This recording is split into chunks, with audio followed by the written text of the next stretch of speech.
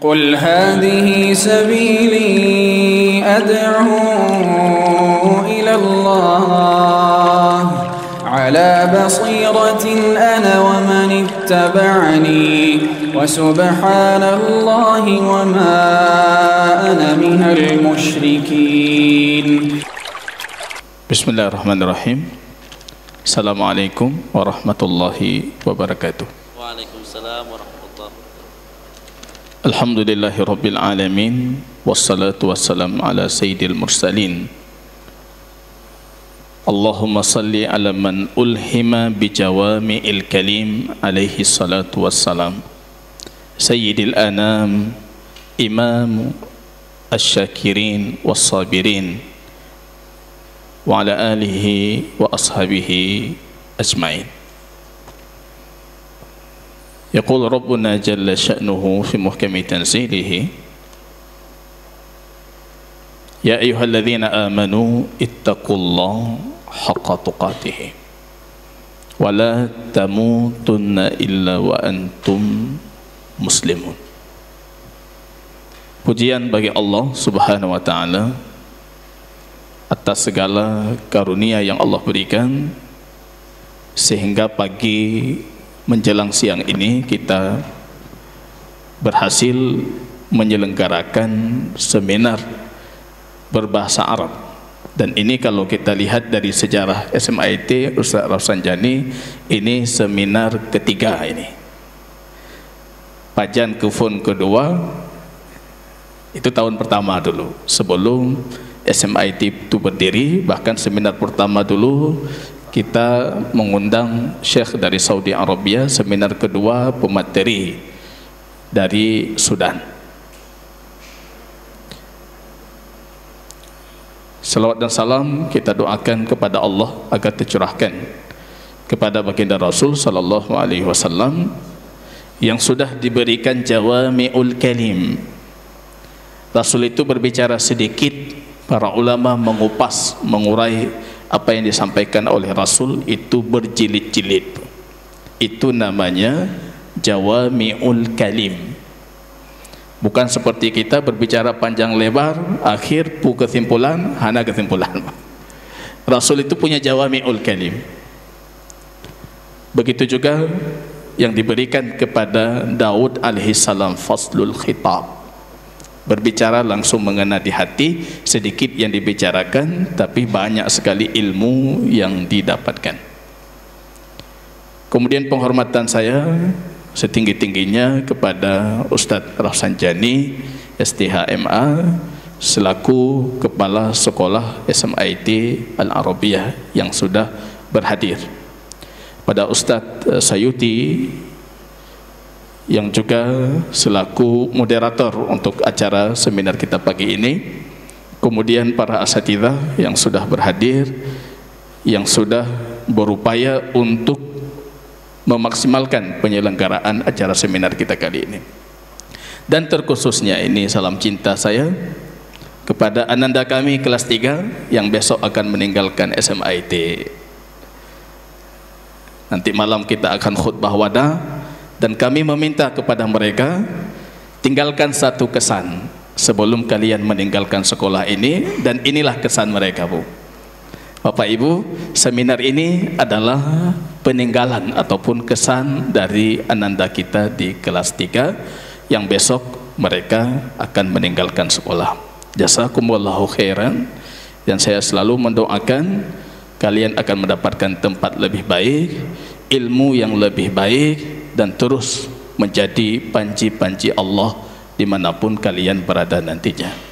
Junjung tinggi nilai keilmuan itu. Di SMIT kita sudah belajar banyak, nah. Termasuk kemarin saya di kajian malamnya, ada seorang wali kita angkatan pertama yang datang. Bagaimana kabar Fauzan kita, Pak? Fauzan, alhamdulillah Ustaz. Bagaimana kondisi dia belajar di Medan? Kurang tantangan. Belajar di luar kurang tantangan karena mereka itu alumni SMIT Al-Arabiyah. Di luar jadi kurang tantangan. Bahasa Arab sudah belajar di sini. Ilmu syar'i pintu-pintunya sudah mereka pelajari di sini. Tapi yang jangan kalian pernah lupa, bahasa Arab itu kata guru saya dulu, seperti kita berdiri ala syati'il bahr, di samping pantai, Bu. Hal tarahu jamilan, apakah kamu melihat pantai itu indah? Indah sekali. Demi Allah, kata guru saya dulu, kalau kamu selam ke dalamnya, in ghamasta fihi, masuk ke dalamnya, menyelami indahnya dalam pantai itu akan jauh beribu-ribu kali lebih indah. Seperti itu bahasa Arab. Yang lihat dari luar indah sekali, kalau masuk ke dalam jatuh cinta, Bu. Buktinya saya sampai hari ini nggak pernah bisa bicara bahasa asing selain bahasa Arab, karena memang hancur. Jangan serius sekali, memang tidak bisa. Yang saya bisa cuma bahasa Arab. Tapi kecintaan untuk bahasa Arab itu yang membuat saya tidak pernah berpaling. Bapak Ibu yang saya muliakan, terima kasih banyak sudah memenuhi undangan. Ini kalau kita lihat di list yang pendaftar, ini lebih banyak dibandingkan yang datang. Ini belum tahu, belum datang atau ada yang salah tanggal. Nah, ada yang tadi konfirmasi, Ustadz bukan tanggal 26. Nah, rupanya edaran pertama, yaitu edaran pertama tanggal 26. Bapak Ibu yang kami muliakan, kalau kata Ustadz Sayuti tadi, ini judulnya cilet-cilet ini. Haruskah Muslim berbahasa Arab? Karena jawabannya harus. Udah selesai seminar, pulang kita, Pak. Harus, itu nggak ada lagi di Koba. Tapi yang akan kita selami, kenapa harus itu? Bukan jawabannya harus atau tidak, Ustaz, tapi kenapa harus? Bapak Ibu yang kami muliakan, ya, ini tema yang kami angkat. Dan sengaja kita angkat mendekati bulan suci Ramadan, karena disitulah Allah abadikan bahasa Arab itu sebagai bahasa abadi, lughah abadiyah, dengan turunnya Al-Quran. Itu udah abadi itu, karena Al-Quran itu abadi. Bahasa Arab saya hari ini, kalau berjumpa dengan Rasulullah, Rasul akan memahaminya. Kalau saya berjumpa dengan orang jahiliyah, mereka akan memahaminya. Tapi coba kasih saya satu bahasa di dunia yang umurnya sudah 400 tahun. Tidak ada. 400 tahun bahasa punah, ganti. Bahasa Inggris 400 tahun sebelumnya dengan bahasa Inggris hari ini, orang Inggris saja nggak bisa baca, Pak.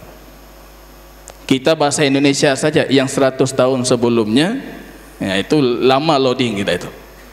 Ini dijang, itu leh. Lama loadingnya kita. Tapi bahasa Arab sudah 1414 abad. Kalau Rasul hidup, beliau akan mengatakan innamal a'malu binniyat. Saya paham itu. Yang beliau katakan saya paham. Yang saya sampaikan beliau paham. Debat tadi, siswa tadi cuplikan debat, beliau memahaminya. Mungkin Rasul juga akan ketawa. Pui pegawai. Ya. Karena ini bahasa keabadian. Abadi. Ini jadi kalau temanya harus, ya pasti harus ya. Tapi kenapa harus, itu yang jadi pembicaraan kita. Inna ja'alnahu Qur'anan Arabiyyan la'allakum ta'qilun. Kami jadikan Quran itu bahasa Arab supaya kalian apa? Kalian berakal. Maka kata Umar apa? Tazidu fil aql wal muru'ah. Kalau kalian belajar bahasa Arab, nanti bertambah akal dan bertambah kewibawaan. Mau tambah pintar, ajarkan anak bahasa Arab. Itu jaminan Al-Quran. Tazidu fil aql, kata Umar, tambah akal. Akalnya makin sehat, logikanya makin lancar, makin bagus. Kemudian kewibawaannya makin tinggi, Pak. Garang kita bicara bahasa Arab tuh. Assalamualaikum. Muhi juga deh. How are you, Lemi? Ya, yang bicara bahasa Inggris saya lihat itu tingkah lakunya itu hilang kejantanan itu. Itu sudah diteliti oleh Dr. Toha Husin. Kata beliau, seorang cendekiawan kalau dia tidak bisa bahasa Arab, maka dia hilang kejantanan. Agamnya itu dipertanyakan. Kalau nggak bisa bahasa Arab. Karena kalau anda bisa bahasa Arab itu tazidu fil aql, kata Umar, tambah akal, tambah muru'ah, tambah kewibawaan. La'allakum ta'qilun, supaya kalian itu berakal, berfikir. Nah, ini secara tidak langsung ini alat media untuk kita berfikir, itu Quran surat Yusuf. Sengaja saya menceritakan ataupun mengambil itu Quran surat Yusuf karena dalam kasus batu loncatan saya belajar bahasa Arab itu gara-gara 3 ayat Quran surat Yusuf. Saya masih teringat ketika itu kami di bangku tahun kedua di Stiba Araya di Sukabumi, dan ketika itu kami dikunjungi oleh seorang profesor bahasa Arab dari Ummul Qura. Dari semenjak asar itu, mungkin kawan-kawan kita ada yang berhadir, dari semenjak asar beliau mengatakan, sa'uhadir lakum, yakni saya akan mengangkat satu tema muhadarah Quran surat Yusuf, menafsirkan Quran surat Yusuf tanpa ayat, tanpa hadis, tanpa perkataan para ulama. Saya cuma menafsirkan dengan bahasa Arab. Kami tergagap-gagap, ini betul nggak bisa kita tafsir dengan bahasa tanpa Quran, tanpa hadis, tanpa pernyataan para ulama? Rupanya duduk kami dari semenjak asar. Asar masuk, beliau ambil ayat pertama. Maghrib masuk, selesai maghrib beliau ambil ayat kedua. Selesai isya beliau masih di ayat kedua. Beliau bertanya, hal fahimtum? Fahimna syekh. Hal natawaqqaf? Kita berhenti, lanjut syekh. Sampai hampir tengah malam itu Pak. Kami baru belajar 3 ayat Yusuf. Ketika itu saya tanam pada diri saya, demi Allah, bahasa ini harus saya kuasai. Bahasa ini harus saya pelajari, harus saya dalami. Karena keindahan itu rupanya hanya bisa didapatkan oleh mereka yang menguasai bahasa Arab itu. Itu azam saya. Maka saya di awal mukadimah kita munculkan Quran surat Yusuf. Majahilan nas tadi sudah disampaikan oleh kepala kita. Mereka tidak jahil, tidak berselisih dalam agama mereka, melainkan karena mereka meninggalkan bahasa Arab. Ini cerita lain lagi. Ketika saya pertama kali tiba di Aceh, saya itu duduk dengan beberapa ikhwah, saya tulis, qul yani ma muskilatil ummah. Umat hari ini masalahnya apa itu? Problematika keumatan sekarang apa?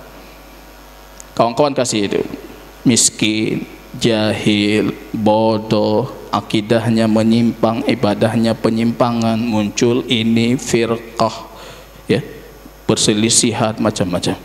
Saya tarik garis ini, kesimpulan saya 2, bodoh dengan miskin. Maka sampai hari ini siapapun yang datang ke saya, Ustaz, kita buat lembaga, siap. Ustaz, bantu kami untuk pemberdayaan ekonomi, siap. Karena itu visi misi dakwah saya itu. Maka dari gedung SMIT ini yang perlu Bapak Ibu ketahui, ini sudah lahir mungkin 4 lembaga Ustaz Sanjani. Ada rumah tahfidz, ada SMP yang baru lahir di Langsa, ada sekolah yang lahir di Biren. Itu lahir dari hembusan semangatnya dari sini. Datang ke saya pompa, pulang bangun, dah jadi. Majahilan nas kata Imam. Nanti kita lihat nanti di akhir materi kita. Kenapa orang-orang berselisih, Pak? Rupanya karena satu huruf bahasa Arab, karena satu kata bahasa Arab, satu kalimat bahasa Arab, orang itu berkelahi, bahkan bisa mengkafirkan. Gara-gara faktor satu kosakata bahasa Arab. Ya, ini nanti akan kita lihat sehingga menumbuhkan kesadaran kita bagaimana hebatnya bahasa Arab. Topik kita ada 4 dan nanti kita akan break di 2 topik. Yang pertama saya akan bercerita tentang sejarah evolusi bahasa Arab, perkembangan bahasa Arab. Itu harus kita tahu betul-betul sekali dan harus kita sadari. Dari lughah insaniyah dia nanti beralih menjadi lughah diniyah, dari bahasa kemanusiaan menjadi bahasa agama. Nanti kedua saya akan berbicara tentang keistimewaan bahasa Arab, bagaimana hebatnya, indahnya bahasa Arab, suaranya, kosakatanya, ininya dan macam-macam. Nanti kita akan berbicara tentang makanah al-lughah al-arabiyah, kedudukan bahasa Arab, dan terakhir kita akan berbicara Muslim dan bahasa Arab. Nah, apa hubungan Muslim, Islam dan bahasa Arab ya? Ini kita berbicara tentang topik yang pertama sekali. Ini teori dari buku baru kami, itu strategi guru pakar 60 hari lancar berbahasa Arab. Saya uraikan itu. Ini teori paling mendasar.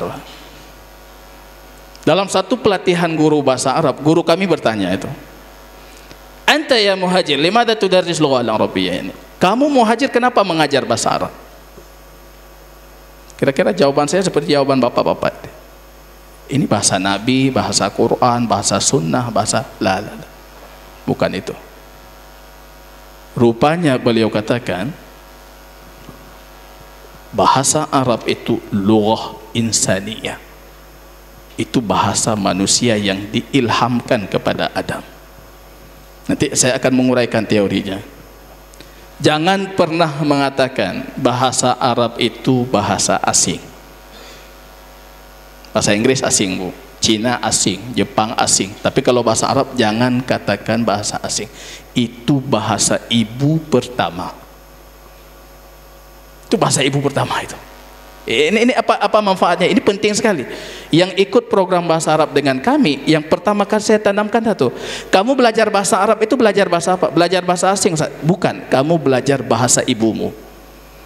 Orang Aceh nggak bisa bahasa Aceh, malu kita. Orang Indonesia nggak bisa bahasa Indonesia, malu kita. Orang manusia nggak bisa bahasa Arab, dia harus malu karena ini bahasa ibunya.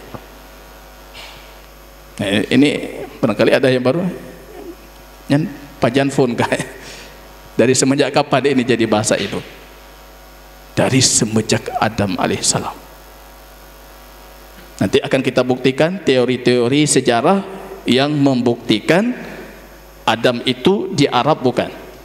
Adam itu berbicara bahasa Arab bukan. Itu harus kita buktikan, Bu.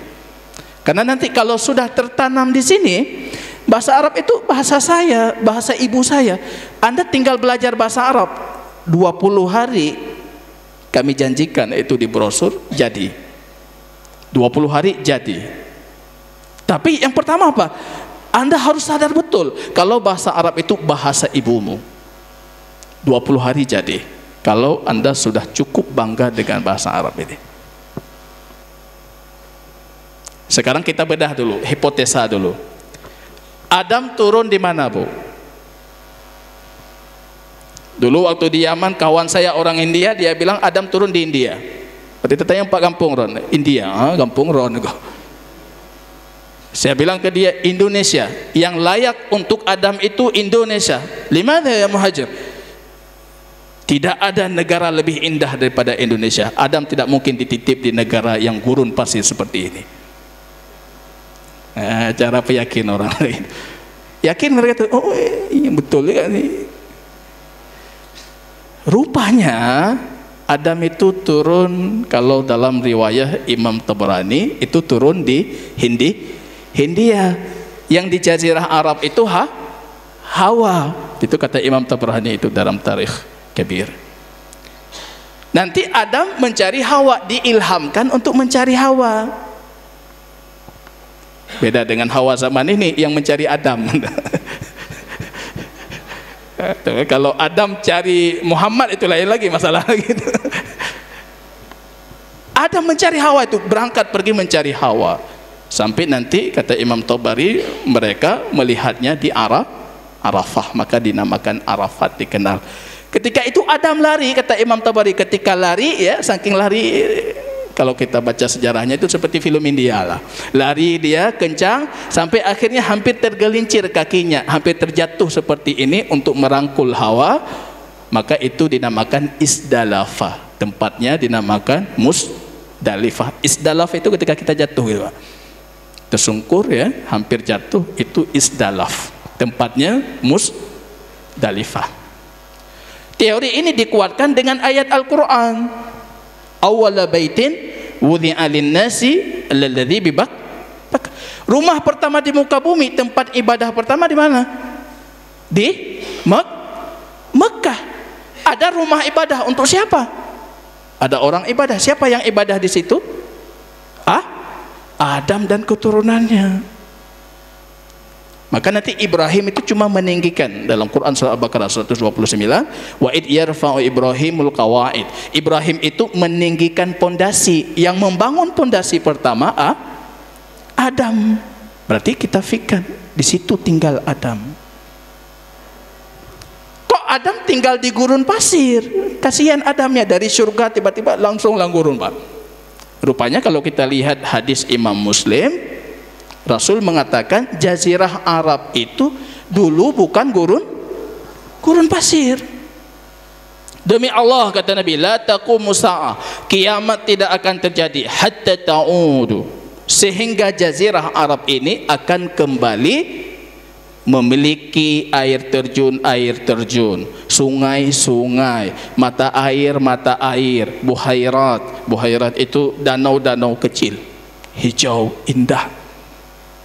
Rupanya para ahli sejarah sudah membuktikan itu pernah terjadi transmigrasi besar-besaran dari jazirah Arab keluar sebelum zaman Nuh alaihissalam, dan transmigrasi kedua itu terjadi di zaman Nuh alaihissalam. Itu hikmah Allah supaya manusia tersebar di seluruh muka bumi. Maka hari ini orang barat kebingungan. Mereka bingung itu ketika berbicara bahasa Arab itu lahirnya kapan. Nggak tahu mereka lahir kapan. Seluruh bahasa di dunia kita bisa lihat fakta sejarah, dia pernah lahir, pernah muda, pernah kecil, remaja, dewasa, mati punah. Lahir bahasa baru. Tapi bahasa Arab itu lahirnya kapan? Karena kata Nabi dalam hadis yang sahih, yang pertama kali diilhami lisan bahasa Arab yang fasihah itu Ismail. Berarti bahasanya sudah ada, tapi yang diilhami kefasihan luar biasa itu Nabiullah Ismail. Maka ini kita lihat fakta-fakta, hipotesa ya. Kalau saya namakan di sini dalilnya, ada dalil Qur'ani, Quran surah Ar-Rahman. Khalaqal insan, yang menciptakan insan. Siapa insan ini? Adam. Allamahul bayan, mengajarkan kepada manusia yang diciptakan itu al-bayan. Kata Imam Ibnu Katsir, al-bayan itu kemampuan menjelaskan apapun yang tersirat di hatinya secara gamblang, Pak. Saya sering dalam bahasa Aceh itu ketika mau berbicara sesuatu di hati sudah ada, tapi mau mengutarakan kosakatanya apa ya? Kalau makan makanan banyak kenyang, kalau minum air banyak jadi apa kita? Jadi kenyang air, bukan jadi apa kita? Enggak ada kosakata, itu. Bahasa Indonesianya apa? Kita minum banyak-banyak, perut kita kembung, ditanya minum lagi, la ajidu maslaka, enggak ada tempat lagi untuk minum. Itu apa namanya?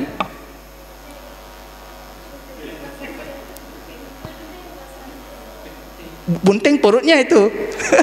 Perutnya yang bunting. Dia minum banyak, makan banyak, perutnya bunting. Tapi kondisi Anda kenyang dengan air itu bahasa Aceh apa itu? Bahasa Aceh bukan bayan. Bahasa Indonesia bukan al-bayan. Bahasa Inggris bukan al-bayan. Satu-satunya al-bayan itu bahasa Arab. Orang Arab itu makanya apapun yang terlintas di hatinya itu bisa diutarakan. Maka mereka dinamakan Arab. Yu'arib ma fi sudurihim, mampu menjelaskan apa yang tersirat di dalam hati, mampu mengutarakan apapun. Jadi enggak ada halangan dari bahasa, berbeda dengan bahasa lain. Itu baru satu contoh itu. Saya pernah duduk dengan guru bahasa Indonesia. Bu, ini bahasa Indonesianya apa? Bingung dia pergi. 20 kata saya kasih, dia nggak tahu bahasa Indonesianya apa. Para pendiri negeri ini kenapa mengatakan dalam Pancasila itu keadilan? Adil itu bahasa Arab. Coba ganti bahasa Indonesia aja. Adil bahasa Indonesianya apa? Bukan itu bahasa Arab itu. Orang Indonesia tidak mengenal adil sehingga orang Arab datang. Bahbi pegah kadrun nanti macam lu. Kadal gurun pun. Orang Indonesia tidak mengenal adil sehingga orang Arab datang. Musyawarah itu dalam Pancasila saja ada 5 kosakata inti, itu bahasa Arab yang tidak bisa diterjemahkan. Rakyat, kerakyatan, keadilan, musyawarah, perwakilan, bahasa Arab. Para pendiri bangsa ini kehabisan kosakata untuk mengganti kosakata itu, dan mereka melihat disitulah letak kesempurnaannya bahasa Arab. Kita lihat ini allamahul bayan. Kalau kita buka hadis Imam Nasai, lama khalaqallahu Adam, ketika Adam diciptakan, ya, nanti kita tahu prosesnya itu panjang, ada kajian saya tentang itu. Adam dibentuk dari tanah, kemudian ditinggalkan sampai keras, kemudian ditiupkan ruh. Ketika ditiupkan ruh, Adamnya atas, bersin. Bersin. Apa kata Adam? Alhamdulillah. Coba lihat, alhamdulillah kata Adam. Bukan segala puji bagi Allah. Alhamdulillah. Apa kata Allah? Hadza ma yaqulu banuka idza atasu. Ini yang akan dikatakan oleh anak keturunanmu kalau mereka bersin. Kita bilang apa kalau bersin? Bahasa Arab juga. Dan itu yang dikatakan oleh Adam. Allah menjawab mengatakan, yarhamukallah ya Adam, semoga Tuhanmu merahmatimu wahai Adam. Maka kita yang mendengar bersin menjawab, yarhamukallah. Kemudian apa kata Allah? Adam pergi ke malaikat itu yang duduk-duduk itu, para malaikat. Pergi Adam mengucapkan salam, assalamualaikum. Apa kata Allah? Ya Adam, hadza salamu banika. Dan ini akan menjadi salamnya anak keturunanmu nantinya. Kita kalau jumpa orang apa? Assalamualaikum. Baru-baru ini di era ini aja yang pemimpin kita sudah hom tigosti lepur nagosti hina. Kalau dulu assalamualaikum, assalamualaikum. Itu salam anak keturunanmu. Ya, ini semua teori ini menguatkan itu. Kalau kita lihat surah Ali Imran, rumah pertama diletakkan yang ada di Mekah itu Ka'bah. Adam butuh interaksi, butuh bahasa. Maka Allah katakan dalam Quran surah Al-Baqarah, wa 'allama Adamal asma'a kullaha. Sudah mengajarkan kepada Adam semua nama. Jadi ketika tiba di malaikat itu dalam hadis, Adam mengatakan ini, malaikat menguji Adam. Ini namanya apa Adam? Ini namanya apa? Ini namanya apa? Semuanya diketahui oleh Adam.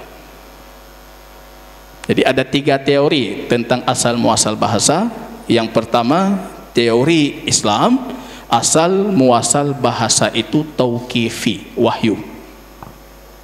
Wahyu. Adam lahir, bahasa sudah diberikan kepada Adam. Teori yang kedua itu teori barat.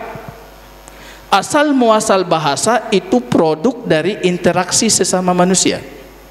Jadi karena kita bergaul ini lahir bahasa. Padahal bingung juga kita bagaimana bergaul kalau nggak ada bahasa gitu. Tapi mereka mengatakan itu, mereka mengimaninya. Bahasa itu lahir produk dari interaksi. Padahal kita bertanya bagaimana mereka berinteraksi tanpa bahasa. Dan teori Imam Ibnu Jinni yang ketiga ini yang lebih bagus, lebih komplit. Beliau mengatakan asal muasal bahasa itu wahyu, tapi perkembangan bahasa itu dari interaksi. Ya, itu lebih cocok. Ya, artinya terus interaksi terjadi, bahasa pun makin bertambah kosakatanya. Ya, ini kalau kita lihat. Kemudian dalil akli, dalil logika atau nalar. Yang pertama kita mengatakan bahasa Arab itu sempurna dari semenjak ditemukan sampai hari ini, sempurna sampai hari kiamat. Dia tidak melewati proses seperti dilewati oleh seluruh bahasa di dunia. Ada bahasa lahir dulu, kemudian bahasa itu berkembang, bahasa itu remaja, bahasa itu tumbuh, bahasa itu berkembang, tumbuh, nanti bahasa itu akan punah. Kalau para ahli linguistik mengatakan bahasa itu punah setelah 400 tahun. Kalau mau melihat punahnya bahasa Indonesia, tunggu 400 tahun Pak. Tunggu dulu 400 tahun baru kita nanti lihat bahasa Indonesia ini udah punah belum. Kira-kira bahasa Indonesia ini hampir punah atau belum ini? Kalau menurut Bapak Ibu itu. Di luar banyak anak-anak alay itu yang membunuh bahasa Indonesia itu. Kom, lam, nah itu. Menyingkat-nyingkat bahasa, mensederhanakan bahasa. Itu artinya bahasa itu dalam proses kepunahan itu. Akan tiba suatu saat nanti akan berganti dengan bahasa-bahasa baru untuk bahasa Indonesia itu. Kemudian kerancuan klasifikasi bahasa. Orang barat itu mengatakan bahasa itu 3 rumpun dia. 3 rumpun ini kembali ke 3 anak Nabi Nuh. Sam, Ham, Yafet. Nanti ada bahasa Samiyah. Nah, itu bahasa Samiyah, lughah Samiyah. Bahasa Indonesia itu bagian dari bahasa Samiyah, bahasa Arab, bahasa Ibrani, bahasa ini. Ada bahasa Hamiyah, al-lughah Hamiyah. Mereka mengatakan ini berasal dari 3 anak Nabi Nuh. Jadi muncul pertanyaan, Nabi Nuh punya 3 anak, kok 3 bahasa gitu? Bapaknya satu, kok 3 bahasa? Seharusnya kalau satu bapak bahasanya sama itu. Tapi yang benar apa? Yang benar bahasa pertama itu bahasa Arab. Kemudian ketika orang sudah bertransmigrasi, pindah-pindah tempat, bahasa Arab itu berkembang, diplesetkan sehingga jadi bahasa lain. Itu teori yang lebih tepat secara akal dan juga secara dalil. Bahasa Inggris itu, Bu, bahasa Arab yang diplesetkan. Bahasa Cina itu bahasa Arab yang dipelesetkan. Semua bahasa di dunia itu bahasa Arab yang dipelesetkan. Ini coba masuk dulu ke kepalanya itu. Kalau masuk ini nanti daftar program 20 hari pasti bisa itu. Masuk dulu ke kepalanya. Masuk dulu ke kepalanya. Bahasa Inggris itu bahasa Arab yang dipelesetkan. Saya pernah duduk dengan Dr. Abdul Manan itu di kampus. Beliau S1 bahasa Arab, tapi S2-nya sekali di Jerman, sekali di Belanda. S3-nya di Belanda, kalau saya tidak salah. Beliau bertanya ke saya dengan penasaran, Ustaz, kenapa kami yang belajar bahasa Arab S1 itu lebih banyak lulus beasiswa S2 dibandingkan anak bahasa Inggris? Ketika mendengar itu saya senang sekali. Itu fenomena yang menguatkan teori saya itu. Kok bisa itu? Saya tanya, yang betul ini, betul ya. Beliau mengutarakan, merincikan sejarah beliau. Kami tes sekian orang yang lulus, anak bahasa Arab sekian, anak bahasa Inggris sekian. Kok bisa seperti itu? Saya bilang, Pak, kalau Anda sudah bisa bahasa Arab, seluruh bahasa lain di dunia ini itu gampang. Karena Anda sudah menguasai induknya. Anaknya turunan. Mohon maaf ini saya utarakan, saya simulasikan seperti orang nikah dengan janda punya anak, itu maksudnya gitu. Anaknya turunan. Anda dapat ibunya, dapat anaknya. Kalau Anda menguasai bahasa Arab, Anda menguasai semua bahasa. Karena bahasa lain itu sangat kecil untuk bahasa Arab. Nanti akan kita lihat bagaimana kecilnya. Iya juga, kata beliau, iya juga mungkin seperti itu. Karena setelah lulus S1 bahasa Arab, kami ikut les 1 bulan. Sedangkan anak bahasa Inggris, dia S1-nya bahasa Inggris, ikut les lagi persiapan, tapi yang lulus kami anak bahasa Arab. Itu fakta sejarah. Bukan 1 tahun, 2 tahun, sampai hari ini masih itu yang terjadi di UIN Arandiri. Anak bahasa Arab tes ke barat, mereka lebih cepat lulus dibandingkan anak bahasa Inggris. Karena ini induknya. Mereka sudah menguasai induknya. Kemudian ada bukti hubungannya, ini tidak bisa terbantahkan. Bahasa Arab dengan bahasa lain. Ini yang saya sebutkan namanya, ada Dr. Mahmud As-Sa'ran. Mohon maaf Ustaz membelakangi. Ada Dr. Mahmud As-Sa'ran. Beliau membuat penelitian taqabul lughai, perbandingan 2 bahasa. Yang beliau teliti ketika itu bahasa Jepang dengan bahasa Arab. Pernah dengar orang Jepang bicara, Ibu? Pernah? Paling kurang masa kecil kita selalu dihiasi dengan Doraemon. Tak dengar awak Jepang apa gimana? Kira-kira bahasa Arab dengan bahasa Jepang nyambung nggak tuh? Nyambung? Enggak nyambung kalau kita dengar orang Jepang, orang Arab itu kayaknya. Tapi Dr. As-Sa'ran ini meneliti ada 2000 kosakata utama dalam bahasa Jepang itu bahasa Arab yang dipelesetkan. Ini bahasa Arab, cuma cara pengucapannya yang beda itu. Kemudian ada Syekh Al-Buruni, Dr. Al-Buruni dari Saudi. Beliau menulis kitab Al-Arabiyyah Ummul Lughati Kullaha. Bahasa Arab itu induk segala bahasa. Beliau membuat penelitian bahasa Inggris dengan bahasa Arab, kemudian meneliti dari alfabet A, B, C sampai Z, mendapati lebih sekian ribu kosakata utama bahasa Inggris itu bahasa Arab yang dipelesetkan.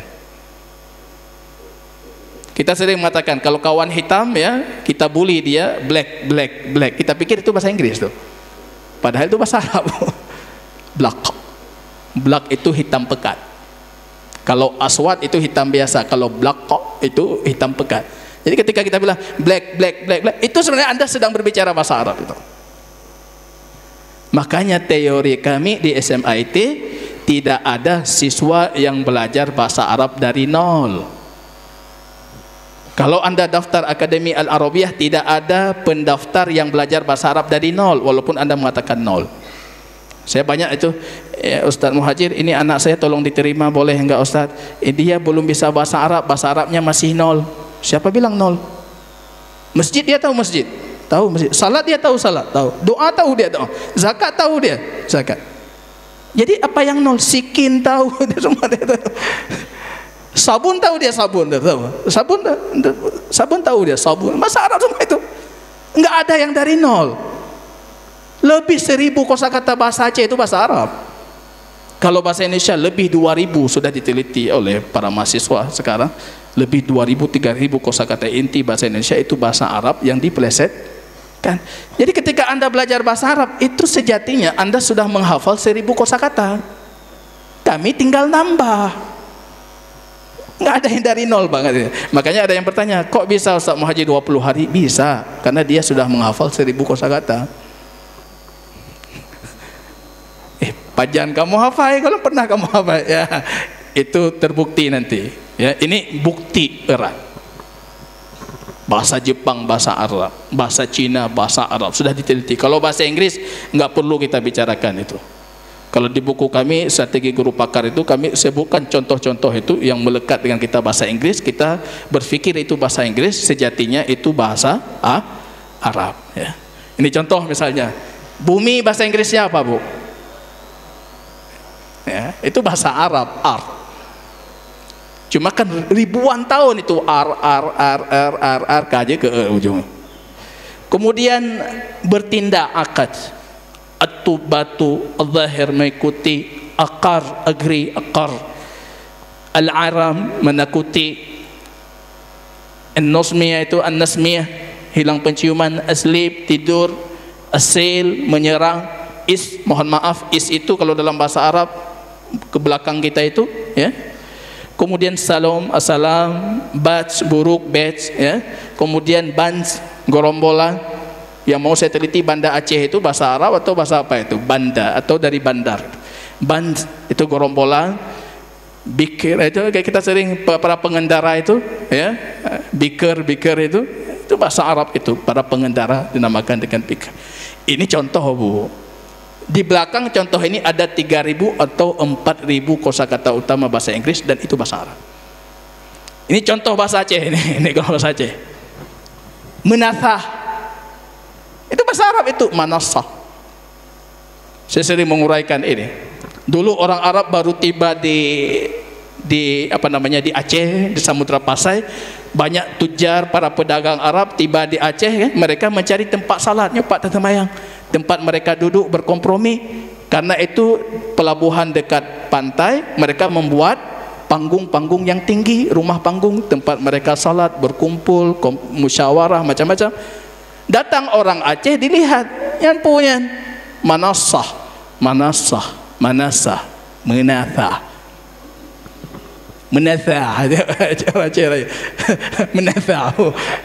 manasah. Jadi manasah. Sikin, sabun, halwa. Halwa itu kue Aceh itu bahasa Arab juga itu. Yakin, fikir itu fikir itu. Heran, hirun itu. Itu heran, itu hirun itu. Itu ana heran. Coba Anda bilang jumpa dengan orang, ana heran. Saya hirun itu. Tahu dia itu bahasa Arab itu. Kemudian jawab ya. Mutalaah, talaah, kini talaah fiat. Mutalaah itu bahasa Arab, talaah. Zaman, salim, wate, tijali, tersingkap. Orang tua Aceh kita dulu mengatakan tijali, artinya tersingkap itu tajalli. Akibat macam-macam. Ini ada ribuan di belakang ini. Saya mau ananda kami para siswa nanti yang dari Aceh coba teliti itu. Yang sudah diteliti 1000 kosakata. Mahasiswa di Setiba Araya, saya mau kalian meneliti 3000 kosakata bahasa Aceh. Dan aslinya itu bahasa Arab. Supaya mudah nanti kita ajarkan anak Aceh, nak kamu sudah menguasai 3000 kosakata. 20 hari lancar bahasa Arab. Karena kamu sudah punya basic. Coba lihat ini di antara. Sebelum kita lanjutkan, coba Bapak Ibu pikirkan mungkin satu kosakata bahasa Indonesia atau bahasa Aceh dan itu bahasa Arab. Satu kosakata bahasa Aceh atau bahasa Indonesia. Ini banyak sekali nih, di belakang ini banyak sekali. Jangan Google di internet, itu keluar banyak itu. Ada penelitian Balai Bahasa itu yang di Lampineng ya, baru mengeluarkan penelitian serapan. Mereka menamakan serapan bahasa Arab ke dalam bahasa Aceh. Itu diteliti sekitar 700 kosakata. Coba Bapak Ibu, siapa yang memberikan contoh bahasa Aceh dalam kehidupan kita sehari-hari ya, atau bahasa Indonesia dan itu bahasa Arab. Yang ingin kita buktikan kalau itu bahasa Arab, ya memang seperti itu. Jadi bahasa Arab itu Anda bukan belajar dari nol. Jangan katakan lagi. Siapa? Ya. Punya Ustaz? Apa? Ya, mungkin saya ada 3 ini. Ada 3 langsung. Baik, silakan. Apa itu? Yang pertama, kulat. Nedupu Ibu kulat. Kulat jumpung. Kulat jumpungnya kali hilang kulat. Itu asbabun nuzulnya. Orang Arab dulu katanya gini Ustaz. Ketika orang Aceh makan kulat dibilang hadhi makulat. Hadhi makulat maksudnya ini bisa dimakan ya. Kulah. Ya, datang orang Aceh menamakan kulat. Ya. Itu coba ya, ada mungkin yang beranggapan gini, itu bisa jadi mengada-ngada Ustaz Muhajir itu. Kayak itu antum cocoklogi itu. Bukan. Fenomena ini bisa saya buktikan secara ilmiah. Bahasa itu dalam perkembangan zaman bisa jadi terkuras huruf depan, bisa jadi terkuras huruf belakang, bisa jadi ada perubahan intonasi satu huruf, 2 huruf, 3 huruf. Itu dalam ilmu linguistik itu ada. Artinya bukan cocok logi, mangat-mangat macam bukan. Ya. Belum lagi berbicara tentang lafaz-lafaz yang zikir ini itu selawat-selawat kita ya. Lafaz-lafaz Islam itu semuanya dalam bahasa Arab. Apalagi Ustaz? Yang kedua Bada pisang goreng? Pisang goreng. Bahasa Arab tadi. Jadi orang Aceh watai getik pisang kan nom telefon nama. Allahu Akbar. Watai kade yeah. Bahasa Arab kan bada. Bada itu dari tidak nampak muncul. Pisang goreng dilempar ke air ke minyak goreng ya, tenggelam kemudian muncul. Maka orang Arab yang melihat menamakan bada. Tapi yang saya maksud Ustaz, kosakatanya sama itu. Jadi bukan asbabun nuzulnya. Bukan cerita dari mana lahir kata itu. Tapi misalnya ini pisang goreng itu, apa bahasa Arabnya? Intonasinya hampir sama. Enggak apa, kita tutupi satu lagi apa Ustaz? Mar'ub itu kan menakutkan Ustaz. Jadi orang Aceh kan mukru'ub. Wajah kalau itu nyambung itu. Mar'ub itu satu penampakan yang menakutkan. Orang Aceh kan mukru'ub gitu. Atau ma'ob. Mungkin dari sini lahir dari mana asal kata ma'ob itu. Siapa lagi dari siswa kita ada yang mau ikut? Silakan. memberikan, atau dari bapak-bapak ibu? Silakan Ustaz Arif. Daud. Daud tinta berasal dari kata dawat. Daud. Ya, itu nyambung sekali itu. Ada lagi Ustaz? Saat, ya, saat kita pergi itu sa'ah, bahasa Arab itu waktu. Mufhum, ya, mufhum. Paham, itu paham ya, bahasa Arabnya paham. Dari ibu-ibu mungkin ada Ustaz Nawawi? Jadwal. Ya, jadwal. Saya pernah menulis kepada siswa jadwal, langsung mereka tahu. Itu aja. Saya heran, kok kalian tahu? Kan itu bahasa Indonesia itu. Jadwal itu. Ya, apalagi saat silu itu, mohon maaf, silu itu celana. Itu apa ini ya? Sirwal, tiluwu. Ya, nyambung. Nyambung. Ya, apalagi kalau ada dari ibu-ibu mungkin satu contoh.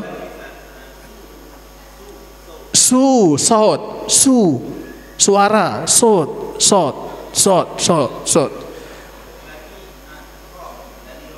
Rom, lempar itu bahasa Arab, Bu. Rama. Itu rupanya banyak kali ini. Kalau kita duduk ya, kita akhiri seminar, kita kumpulkan itu saja. Itu bisa keluar gimana, Habibi? Mada? Kertas. Masya Allah, semua bahasa Arab itu. Nggak perlu ikut les lagi kita. Kertas. Ya, Masya Allah, itu baru beberapa contoh. Kalau yang mereka teliti itu justru kosakata inti. Kosakata inti bahasa Inggris itu bahasa Arab yang diplesetkan. Kosakata inti bahasa Jepang itu bahasa Arab yang diplesetkan. Maka harus kita angkat bahu kita dengan bahasa Arab ini. Sidilot itu pakar linguistik dari Jerman. Dia mengatakan apa? Dulu di Inggris, kata dia, di kota-kota besar itu di masa kejayaan Andalusia, orang Masehi itu orang Nasrani itu kalau mereka jumpa sesama mereka akan mengucapkan salam dalam bahasa Arab. Bagi mereka itu kebanggaan. Rupanya ketika kejayaan dinasti Umayyah yang ada di Andalusia, itu di kota-kota di barat itu kalau jumpa kaifa haluk, ahlan wa sahlan. Kalau kita hari ini rupanya itu sudah kita ganti dengan bahasa Inggris. Dulu kata beliau apa? Para pemikir barat ketika mereka punya buku kitab ditulis dalam bahasa Arab itu diletakkan di ruang tamu. Tapi ketika kitab ditulis dengan bahasa Latin, mereka meletakkan di dapur. Malu mereka kalau punya buku bahasa Inggris.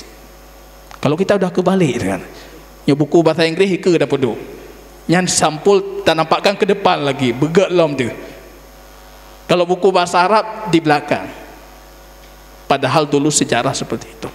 Maka Imam Ibn Khaldun dalam teori sosial mengatakan, an-nasu, manusia itu muwalla'un. Mereka akan terus menjadi pengikut setia untuk orang-orang yang menang. Siapa yang menang? Orang akan mengikuti. Hari ini yang menang orang barat, semua mengikuti, bangga dengan bahasa Inggris. Padahal seharusnya kita berbangga dengan bahasa Arab itu. Ya, coba kita lihat lagi.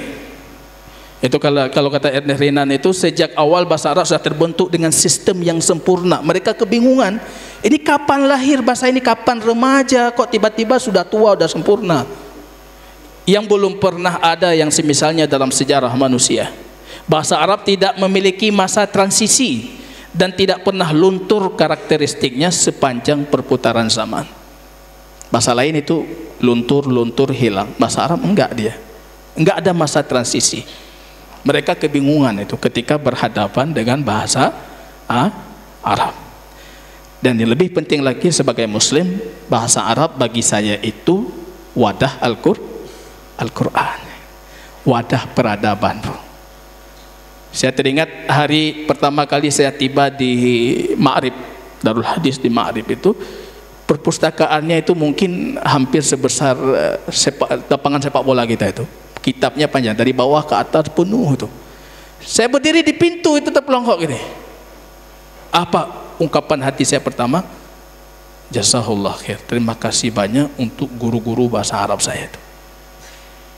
Tanpa mereka perpustakaan ini tidak bisa saya baca itu.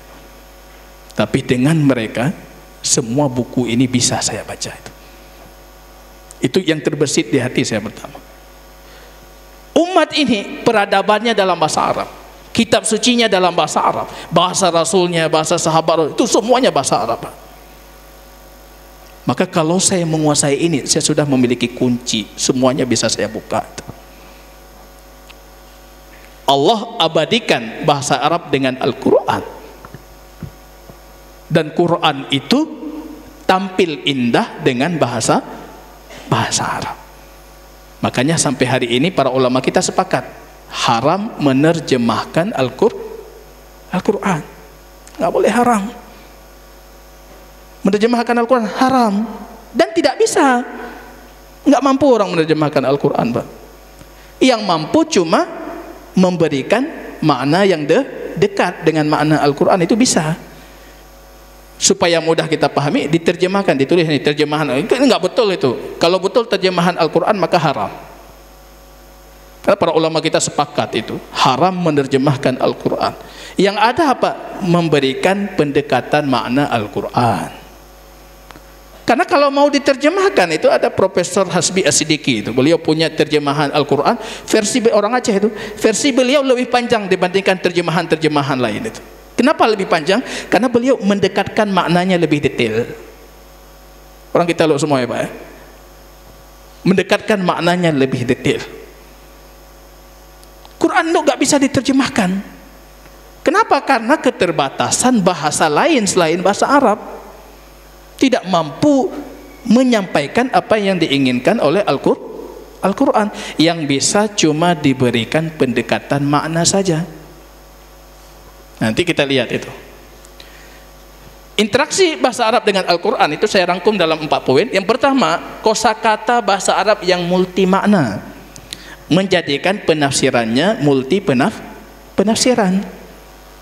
Kemudian ada bahasa Arab itu punya i'rab, karakteristiknya multi i'rab menjadikan multi penafsiran.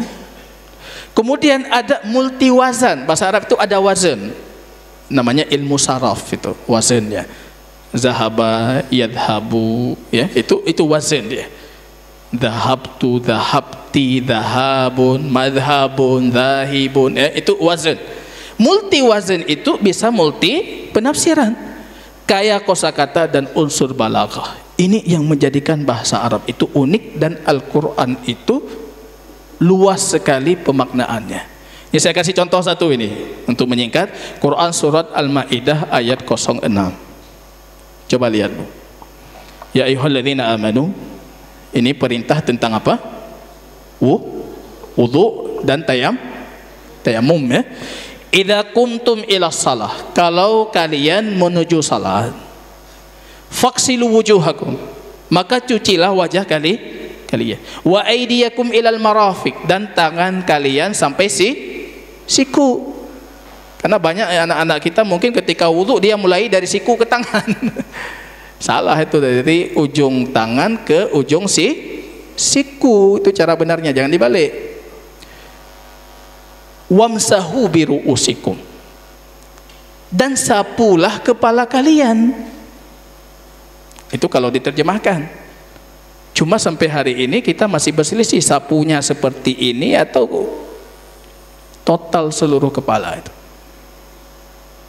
Madhab Syafi'i, adnal wujub, batasan minimal wajib itu 3 helai rambut. Kita sapu 3 helai udah cukup dalam madhab Syafi'i. Madhab Imam Ahmad harus sempurna itu, dari sini awal ke rambut sampai ujung tengkok belakang, balik lagi ke depan, baru membasuh telinga dengan air yang sama. Kenapa bisa berselisih tentang cara ini? Padahal ayatnya satu, Al-Maidah ayat 6. Rupanya mereka berselisih tentang satu huruf, itu ba. Biru usikum, ba itu ba apa itu? Kalau kita lihat ini, saya kasih contoh, ba itu dalam bahasa Arab punya 14 arti. 14 arti ba itu. Ilsak. Kalau Imam Ahmad mengatakan biruusikum, ba itu ilsak. Artinya tangan harus menyentuh rambut. Kalau Imam Syafi'i beliau mengatakan ba itu ba tab'id. Artinya sebagian sudah cukup. Apa kita katakan Imam Syafi'i nggak bisa bahasa Arab? Imam Syafi'i belajar bahasa Arab itu kata anak kata suami dari putrinya. Ta'allama Syafi'i. Imam Syafi'i belajar bahasa Arab sebelum belajar syariah 20 tahun. 20 tahun. Ditanyakan kepada Imam Syafi'i, kenapa anda belajar bahasa Arab terlalu lama? Kalau bisa lebih lama, saya akan lebih lamakan. Kita hari ini belajar bahasa Arab berapa tahun? Saya dulu 2 tahun. Ada yang belum. Ada yang 20 hari lagi tadi. Yang kapal 20. Ini Imam Syafi'i 20 tahun itu. 20 tahun. Saya belajar 2 tahun dah pikir dah hayu tak ada. Padahal Imam Syafi'i 20 tahun itu. Maka kita tahu dalam sejarah hijrahnya Imam Syafi'i, beliau di atas untanya bernyanyi syair-syair Arab, kemudian tiba-tiba ada seorang ulama Mekah memukul tangannya Syafi'i, anta min ain, kamu itu dari siapa? Saya fulan fulan fulan, rupanya keturunan Nabi. Apa kata ulama itu? Tidak pantas seorang keturunan Nabi bernyanyi bersenandung di atas unta seperti ini. Akhirnya Imam Syafi'i balik setir menuntut ilmu syar'i sehingga menjadi alim di zamannya sampai hari ini kita kenal sebagai salah satu imam madhab terbesar. 14 arti itu, 14 arti huruf ba. Makanya berselisih kita bagaimana cara kita menyapu kepala. Walaupun bisa kita pastikan dalam madhab Syafi'i tetap mengatakan yang lebih sempurna dalam menyapu kepala itu seluruh kepala. Untuk yang sempurna sepakat, cuma yang mereka perselisihkan itu haddul adna, batasan minimal menyapu kepala. Kemudian juga itu min, itu yang merah tadi tentang tayamum. Kalau kalian berhalangan, kalian sakit, tidak punya ini, famsahu biwujuhikum wa aydiyakum minhu min sa'id, dari debu. Itu tahun 2011 saya masih di Aceh Barat Daya. Saya isi manasik, Ustaz Rafsanjani, saya isi manasik haji. Jamaah mau berangkat haji diminta untuk saya mengisi manasik terakhir. Saya disuruh jelaskan tentang tayamum di atas pesawat. Judul pipa ada gitu. Tayamum di atas pesawat. Saya tanya, jamaah coba angkat tangan yang sudah menyiapkan debu untuk naik pesawat. Rupanya setengah jamaah itu mayoritas ibu-ibu rupanya angkat, sudah ada debu yang dimasukkan plastik kecil. Saya bilang yang tidak angkat tangan bisa saya pastikan Muhammadiyah ini. Ini Muhammadiyah ini belum angkat tangan ini. Yang sudah angkat tangan ini orang perti. Kalau di sana kita perti. Orang perti. Ini perti semua ini. Kenapa ada yang memasukkan debu itu? Dia pilih, saya tanyakan bagaimana ibu carinya itu. Oh, kami dibilang sama Tunku harus mencari debu yang paling atas dari tanah itu sa'id. Debu yang suci paling atas itu dipilih ya, kemudian dimasukkan ke dalam plastik kecil, naik atas pesawat, nanti tayamum. Karena mereka berselisih tentang sa'id. Sa'id itu satu kata dalam bahasa Arab tapi multi makna. Imam Ahmad menafsirkan sa'id itu semua yang ada di atas muka bumi. Ini sa'id, kalau mau tayamum, tepok tayamum, selesai. Di atas pesawat ada kursi di depan kita, tepok tayamum. Atau dinding pesawat, tepok tayamum. Kalau Imam Syafi'i menafsirkan sa'id itu permukaan paling suci dari tanah, itu paling atas, itu permukaan dasar atas. Kemudian kata min itu menurut Imam Syafi'i tab'id, artinya harus ada bagian debu yang ditayamumkan. Kalau Imam Ahmad tidak, itu min ibtida, min permulaan, bukan sebagian dari debu. Tapi akhirnya di majelis itu ketika acara manasik itu saya tanyakan ke jamaah, coba Bapak Ibu coba artikan ini, apa maksudnya ini? Ma yuridullah liyaj'ala alaikum min haraj. Allah tidak mau kalian itu susah, kalian itu berat susah. Kira-kira ibu ini yang bawa debu, capek enggak cari debu tadi malam? Mahek dah Ustaz, mita be lagi harus tempat tertentu, harus dipastikan betul-betul suci macam-macam. Kira-kira nanti naik pesawat tayamum pakai debu, capek enggak? Kalau dilihat pramugari kenang dek telefon deh. Ini belum kenang deknya, belum salahnya. Ini capek enggak? Capek. Padahal tayamum itu kata Allah supaya kalian jangan capek. Berarti gimana Ustaz? Ya dah ganti mazhab aja, nanti balik lagi kita ganti Syafi'i lagi. Sekarang rupanya tungku-tungku di daya udah sepakat kalau pergi umrah ganti mazhab di atas pesawat, turun pesawat nanti balik lagi mazhab Syafi'i. Waktu salat Hambali lagi, selesai tawaf nanti balik lagi Syafi'i. Beda dengan tungku dulu. Kalau dulu itu nggak ada ganti-ganti mazhab. Kalau sekarang mereka udah, saya lihat tungku-tungku daya pun ketika umrah itu kalau udah tawaf Hambali juga tersentuh, tidak ada masalah itu. Nah, itu ini kita lihat begitu luasnya syariah kita, begitu hebatnya Quran itu. Yang kita perdebatkan, yang hari ini kita berkelahi itu sebenarnya gara-gara satu huruf. Kalau semua kita bisa memahami bahasa Arab, mungkin banyak perselisihan yang tidak terjadi. Jadi kalau ada satu ungkapan itu, kasihan mereka yang tidak bisa bahasa Inggris, kadang kesulitan dalam memahami bahasa manusia, tapi kita mengatakan kasihan mereka yang tidak bisa bahasa Arab, mereka punya kesulitan dalam memahami bahasa Tuhannya manusia itu. Bahasa Inggris, datang orang Inggris, kita nggak bisa paham, ya nggak ada masalah. Tapi Quran Anda, firman Tuhan Anda tidak bisa memahaminya, itu yang bermasalah. Ya, kemudian ada karakteristik dan keseimbangan bahasa Arab, ya. Saya simpulkan bahasa Arab itu induk bahasa. Berdasarkan Quran surah Ibrahim ayat 4, kemudian bahasa tertua dan abadi. Itu akan bertahan sampai hari kiamat kelak, bahasa ini akan ada.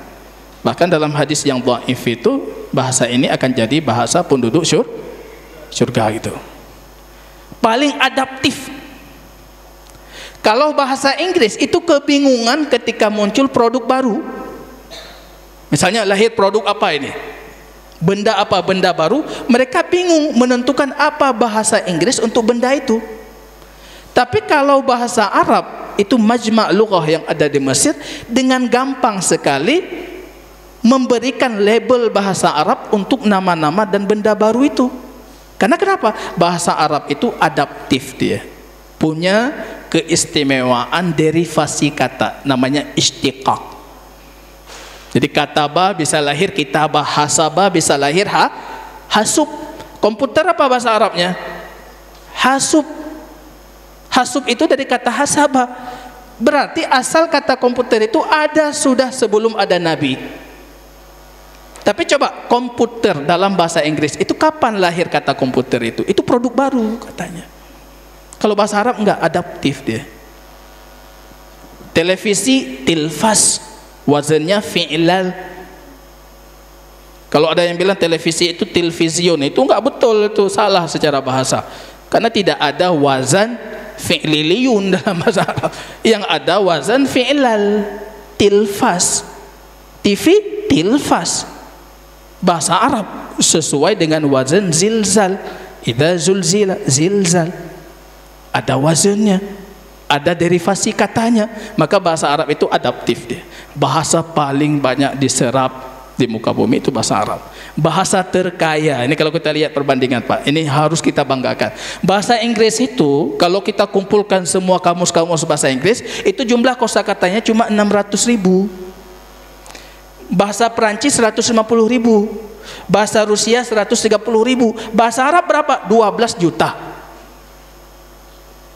Jadi ketika Anda tadi sudah bangga, sudah menguasai 100 kosakata bahasa Arab dalam bahasa Aceh, waktu kita dengar 12 juta, berarti itu 1000 dari 12 juta. Kenapa kami janjikan 20 hari? Yang kami ajarkan bahasa Arab yang dibutuhkan. Kita tidak mengajarkan bahasa Arab yang tidak dibutuhkan. Kenapa bisa fleksibel jadi 20 hari? Bahasa Arab yang dibutuhkan, apa yang dibutuhkan? Yang tidak dibutuhkan tidak kita ajarkan. Suara bahasa Arab apa yang dibutuhkan? A enggak dibutuhkan, ada dalam bahasa ibu. Ta ada dalam bahasa ibu, tidak kita ajarkan. Yang kita ajarkan apa? Yang tidak ada dalam bahasa ibu. Kha, ha. Kita enggak pernah lihat hantu itu, ya. Awas ada hantu. Ha enggak diajarkan lagi. Yang kita ajarkan ha. Ain kita ajarkan. Dad, karena dalam seluruh bahasa di dunia itu enggak ada huruf dad. Yang ada cuma dalam bahasa Albania, dan itu pun karena mereka Muslim. Dulu enggak ada. Mana ada bahasa di dunia yang punya huruf dad? Lidahnya harus angkat ke geraham kiri atau kanan. Enggak ada itu.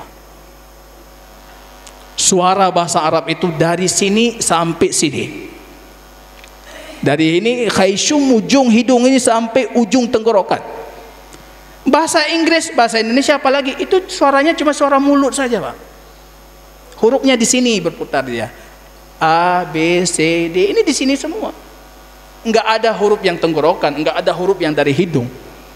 Jadi anak-anak kami yang sudah menguasai bahasa Arab, tinggal belajar bahasa asing lain itu sebentar saja. Karena Anda belajar cuma yang di sini, Anda kuasai dari sini ke sini. Nah, itu menjadikan kenapa bahasa Arab itu, ya, kita bisa membuat strategi, kita kreasikan menjadi dalam waktu paling singkat. Ini harus bangga, Pak. Kita lihat ya, 12 juta berbanding dengan 600.000. Bahasa Inggris 600.000, bahasa Arab berapa? 12 juta. Bangga kita. Ini bahasa kita ini. Bahasa yang sedang kita pelajari, bahasa yang sedang kita ajarkan. Ada seorang William Ward itu mengatakan bahasa Arab itu fleksibel dan adaptif, oleh karena itu mampu beradaptasi sesuai dengan perkembangan dan kebutuhan zaman. Lahir produk baru, kita nggak tahu nanti ke depan, tahun depan lahir produk apa nanti. Handphone ini sudah ada. Dalam bahasa Arab jawal, hatif, jawal, bukan kosakata baru, itu kosakata Arab yang ada pada zaman Nabi, sudah ada kosakata itu. Tapi dalam bahasa Inggris handphone, coba cari di kamus bahasa handphone itu ada nggak? Nggak ada, Pak. Tapi bahasa Arab bisa beradaptasi dengan perkembangan zaman itu. Makhrajnya terluas, derivasi katanya kaya, kosakatanya kaya itu. Maka saya sering mengatakan pasangan suami istri itu harus belajar bahasa Arab supaya lebih romantis. Jadi kalau yang ada hadir pasangan daftar, Bu, ya. Kenapa? Untuk mengungkapkan cinta saja dalam bahasa Arab itu ada 350 kosakata. Artinya kalau dalam 1 tahun itu 350 hari, Anda tiap hari punya kosakata baru dalam mengungkapkan cinta untuk istri. Tapi kalau kita bahasa Indonesia, hari ini saya pernah coba dengan siswa saya, coba kalau kamu suami, coba ungkapkan cinta untuk istri. Apa ungkapannya? Sayang. Hari kedua hilang sanya, tinggal yang. Hari terakhir apa? Cinta ini itu. 15 hari udah habis kosakata.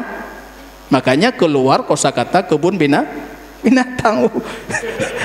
Buika. Ase.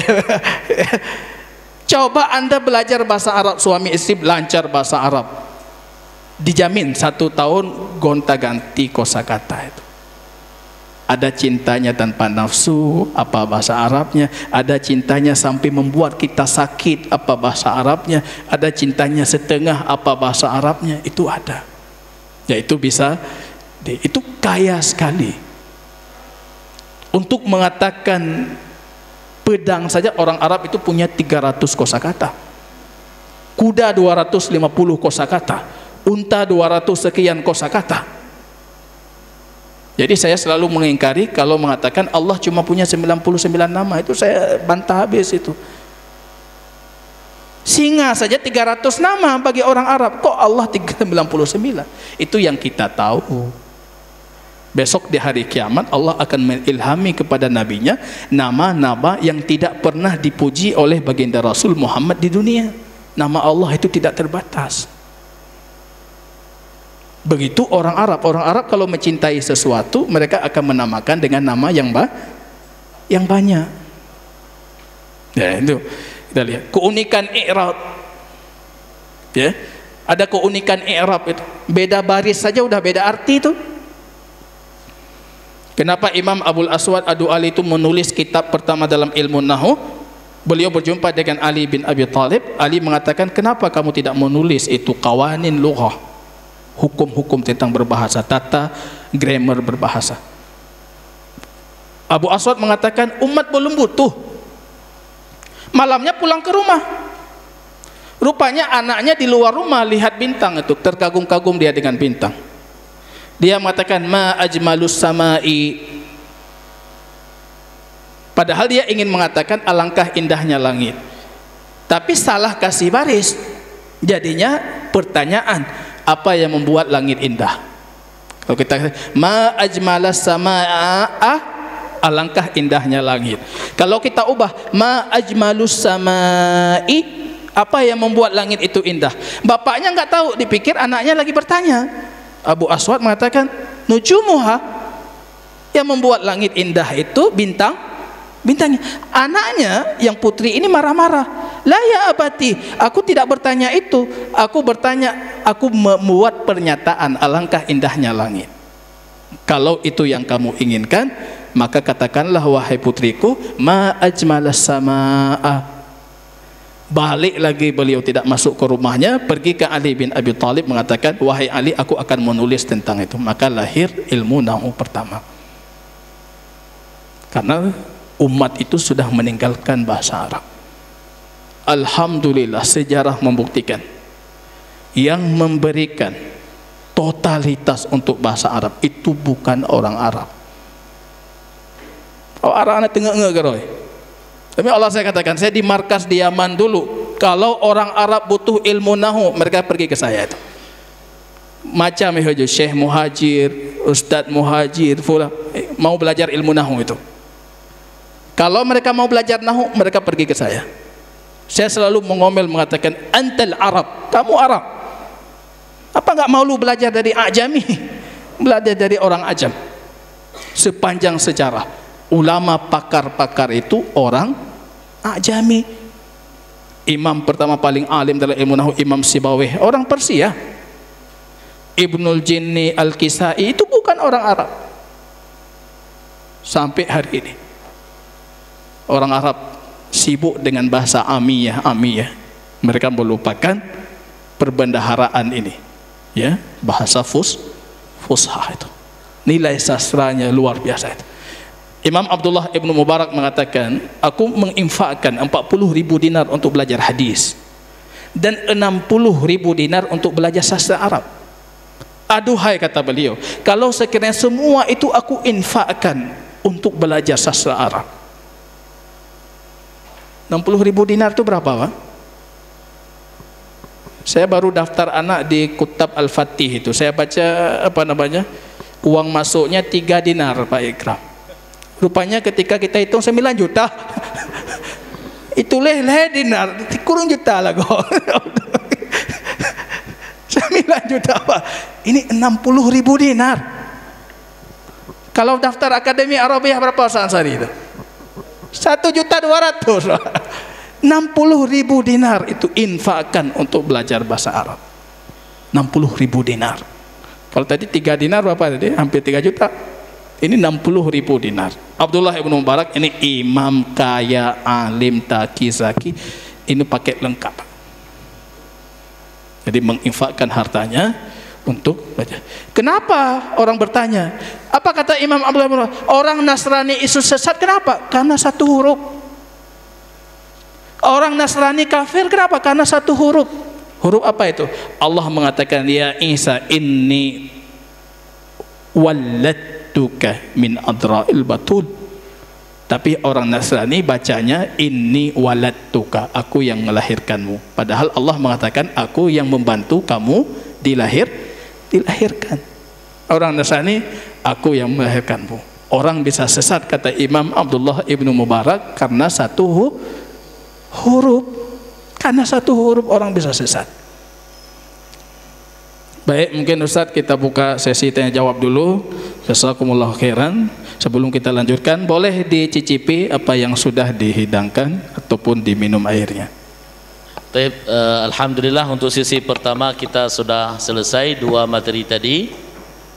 Insyaallah kita buka 3 pertanyaan terlebih dahulu. Siapa kita tampung dulu 3 pertanyaan. Bagi hadirin yang ingin bertanya, kita persilahkan. Nah, untuk 3 pertanyaan pertama.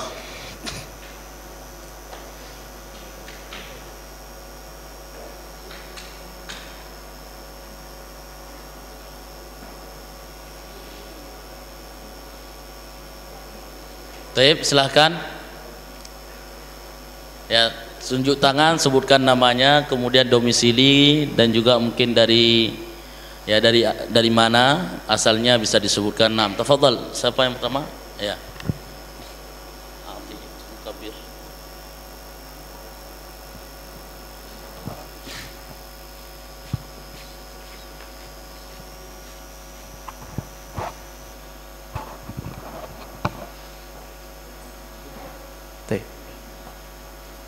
Bismillah. Nama saya Nawawi. Pertanyaan singkat Ustaz, kaifa nu'allim auladana al-arabiyyah? Bagaimana kita bisa mengajarkan untuk anak-anak kita bahasa Arab sejak dini? Barakallahu fiik. Baik, untuk pertanyaan pertama, ya, selanjutnya sudah tersampaikan. Kita ada 3 pertanyaan terlebih dahulu.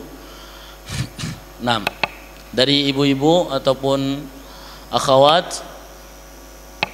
Ya. Oke, Reza.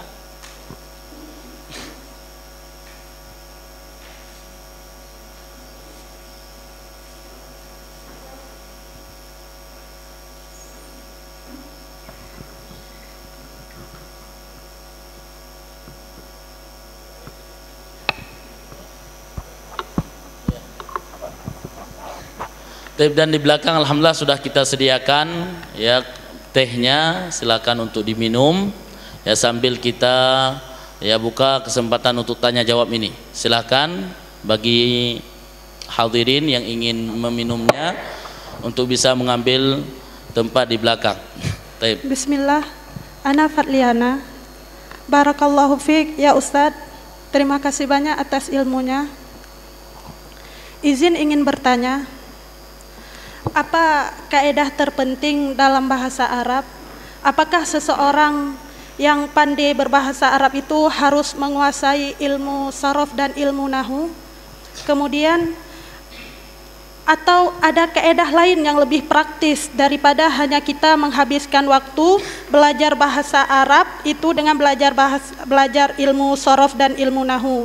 Karena untuk orang-orang yang pengen praktis belajar bahasa Arab itu atau bisa berbicara bahasa Arab itu, mereka nggak mau ribet belajar ilmu nahu dan saraf, karena pastinya belajar ilmu nahu dan saraf itu butuh waktu yang sangat panjang, Ustadz.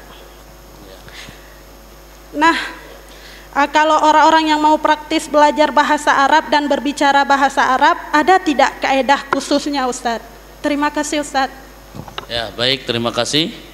Selanjutnya pertanyaan terakhir. Satu pertanyaan terakhir. Silahkan yang ingin bertanya.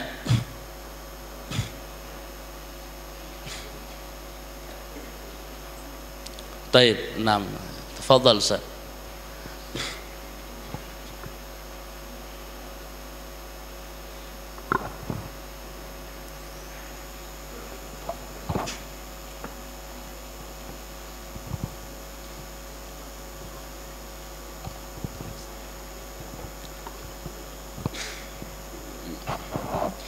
Bismillah, nama saya Arif Zidni dari Ule Karing. Ingin bertanya Ustadz, kalau kita mengajak orang untuk belajar bahasa Arab, sekarang orang-orang kan berpikir bahasa Arab itu susah.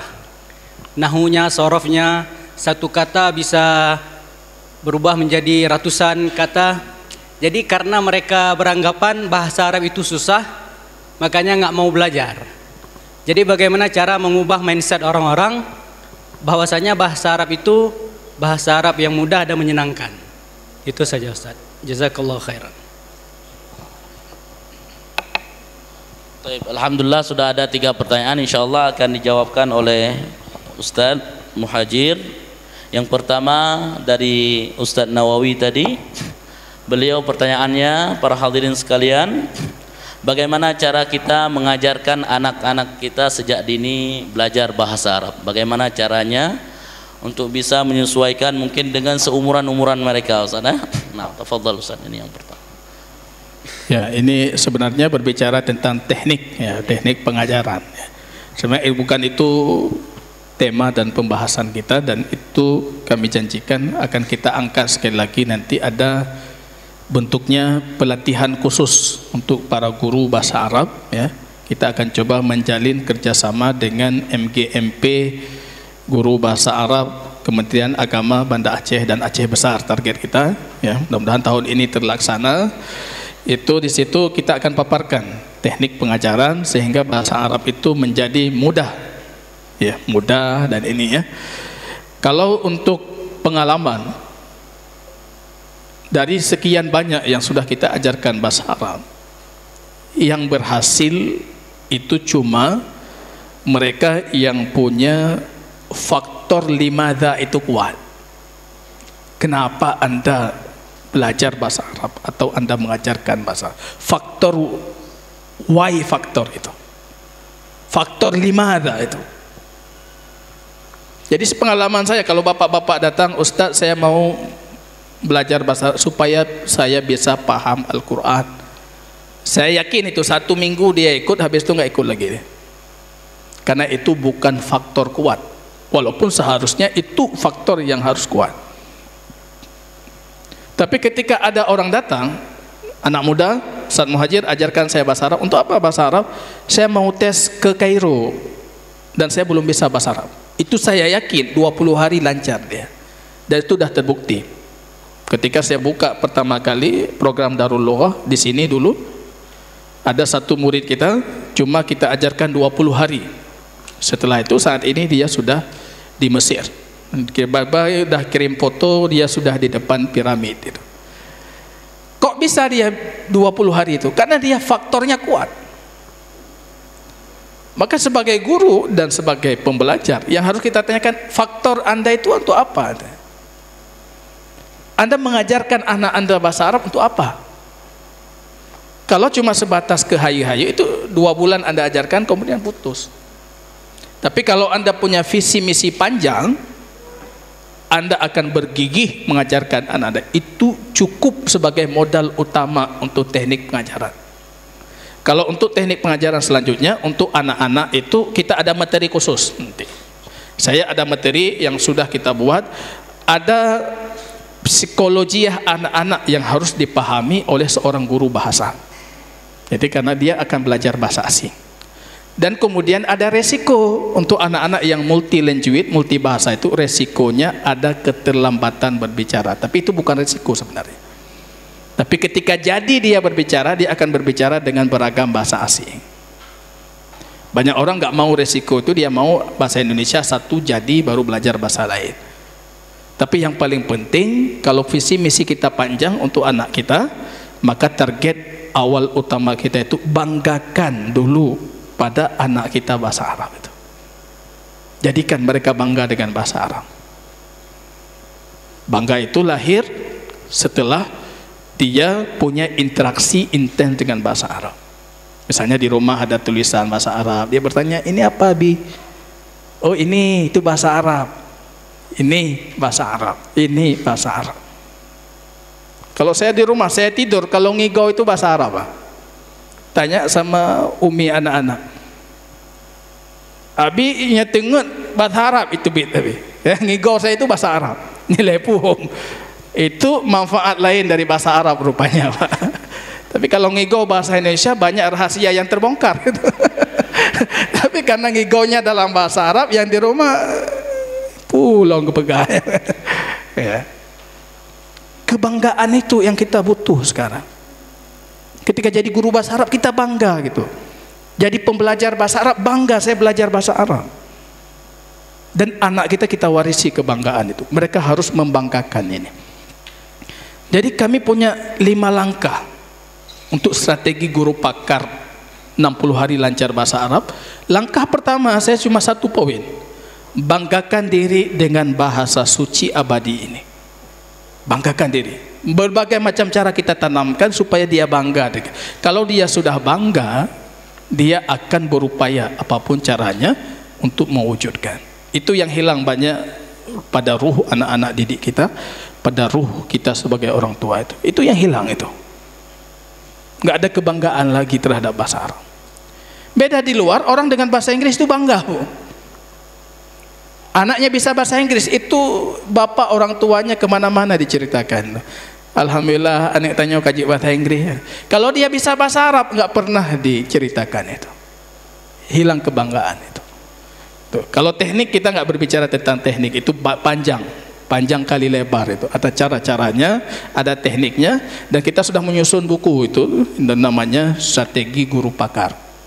Ya, dalam mengajarkan 60 hari lancar berbahasa Arab. Untuk anak-anak ada strategi, untuk orang tua ada strategi.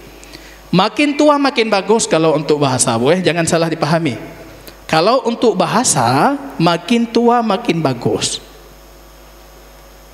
Kenapa bisa seperti itu? Karena bahasa itu rasa. Anak-anak belum cukup rasa. Tapi kita yang sudah berumur, sudah remaja, sudah makin berumur, rasa kita makin sempurna. Jadi bahasa itu adalah rasa. Yang kedua apa yang tadi Ustaz? Kemudian yang kedua, bagaimana cara yang praktis ini Ustaz untuk bisa belajar bahasa Arab tanpa tadi harus bertanya tentang, nanti ada pembahasan khusus itu Thalibul ilmi dengan bahasa Arab. Apa kaitan penuntut ilmu dengan bahasa Arab? Jadi ada 4 jenjang bahasa Arab di mana kita harus sebagai penuntut ilmu kita harus berada di jenjang apa? Nanti akan saya sampaikan. Ya, kemudian yang kedua, bagaimana cara praktis untuk belajar bahasa Arab, bisa bahasa Arab tanpa harus berlama-lama untuk mempelajari nahu dan saraf. Mungkin apa kaidah-kaidahnya? Iya, nah itu nanti akan saya sampaikan di materi keempat ya. Baik. Kemudian tadi bagaimana dari Ustadz Arif, bagaimana supaya orang bisa memahami bahasa Arab itu mudah. Itu sudah dijanjikan dalam Al-Quran ya. Al-Quran itu sudah kami jadikan mudah. Yassarnahu lidzikri. Kami sudah memudahkan. Al-Quran itu bahasa Arab. Secara tidak langsung Allah ingin mengatakan bahasa Arab itu mudah. Dan itu harus kita proklamirkan, kita sosialisasikan lewat forum-forum seperti ini. Kami bahasa Arab itu mudah, Bu. Bahasa Arab itu mudah, Pak. Mudah. Kalau dalam psikologi ya itu 40 kali Anda mendengar kata mudah, maka itu jadi mudah. 40 kali, Bang. Bahasa Arab itu mudah, bahasa Arab itu mudah. Ada Ustaz Aldi dulu yang angkatan pertama yang belajar dengan saya dan beberapa yang lain. Ada satu dari mereka itu yang kesulitan, yang sekarang di Mesir. Waktu belajar 2 kali dia datang, Ustaz susah sekali. Saya bilang, tulis di buku catatannya bahasa Arab mudah. Tulis, jangan berhenti sampai selesai habis 1 buku. Betul-betul dia tulis. Bahasa Arab itu mudah, bahasa Arab itu mudah, bahasa Arab itu mudah. Ketika besoknya saya lihat buku catatannya itu semuanya bahasa Arab itu mudah, bahasa Arab itu mudah. Tidak berselang lama dia sendiri yang mengatakan, mudah sekali kok Ustaz bahasa Arab itu. Rupanya sudah tertanam pada dirinya bahasa Arab itu mudah. Dan cara memudahkan, nanti ada satu, saya tidak menulis ini, satu pengakuan dari seorang pakar linguistik barat. Dia mengatakan apa? Saya tidak pernah mendapati bahasa paling mudah di dunia melebihi bahasa Arab. Maka kata beliau, kalau ada orang yang mengatakan berupaya memudahkan bahasa Arab, itu adalah upaya yang sia-sia. Bagaimana Anda memudahkan sesuatu yang mudah? Itu ungkapan beliau. Ketika ditanyakan kenapa Anda mengatakan bahasa Arab itu mudah, beliau mengatakan karena bahasa Arab itu sistematis dan terstruktur. Bahasa Inggris ditulis ini, kita baca lain.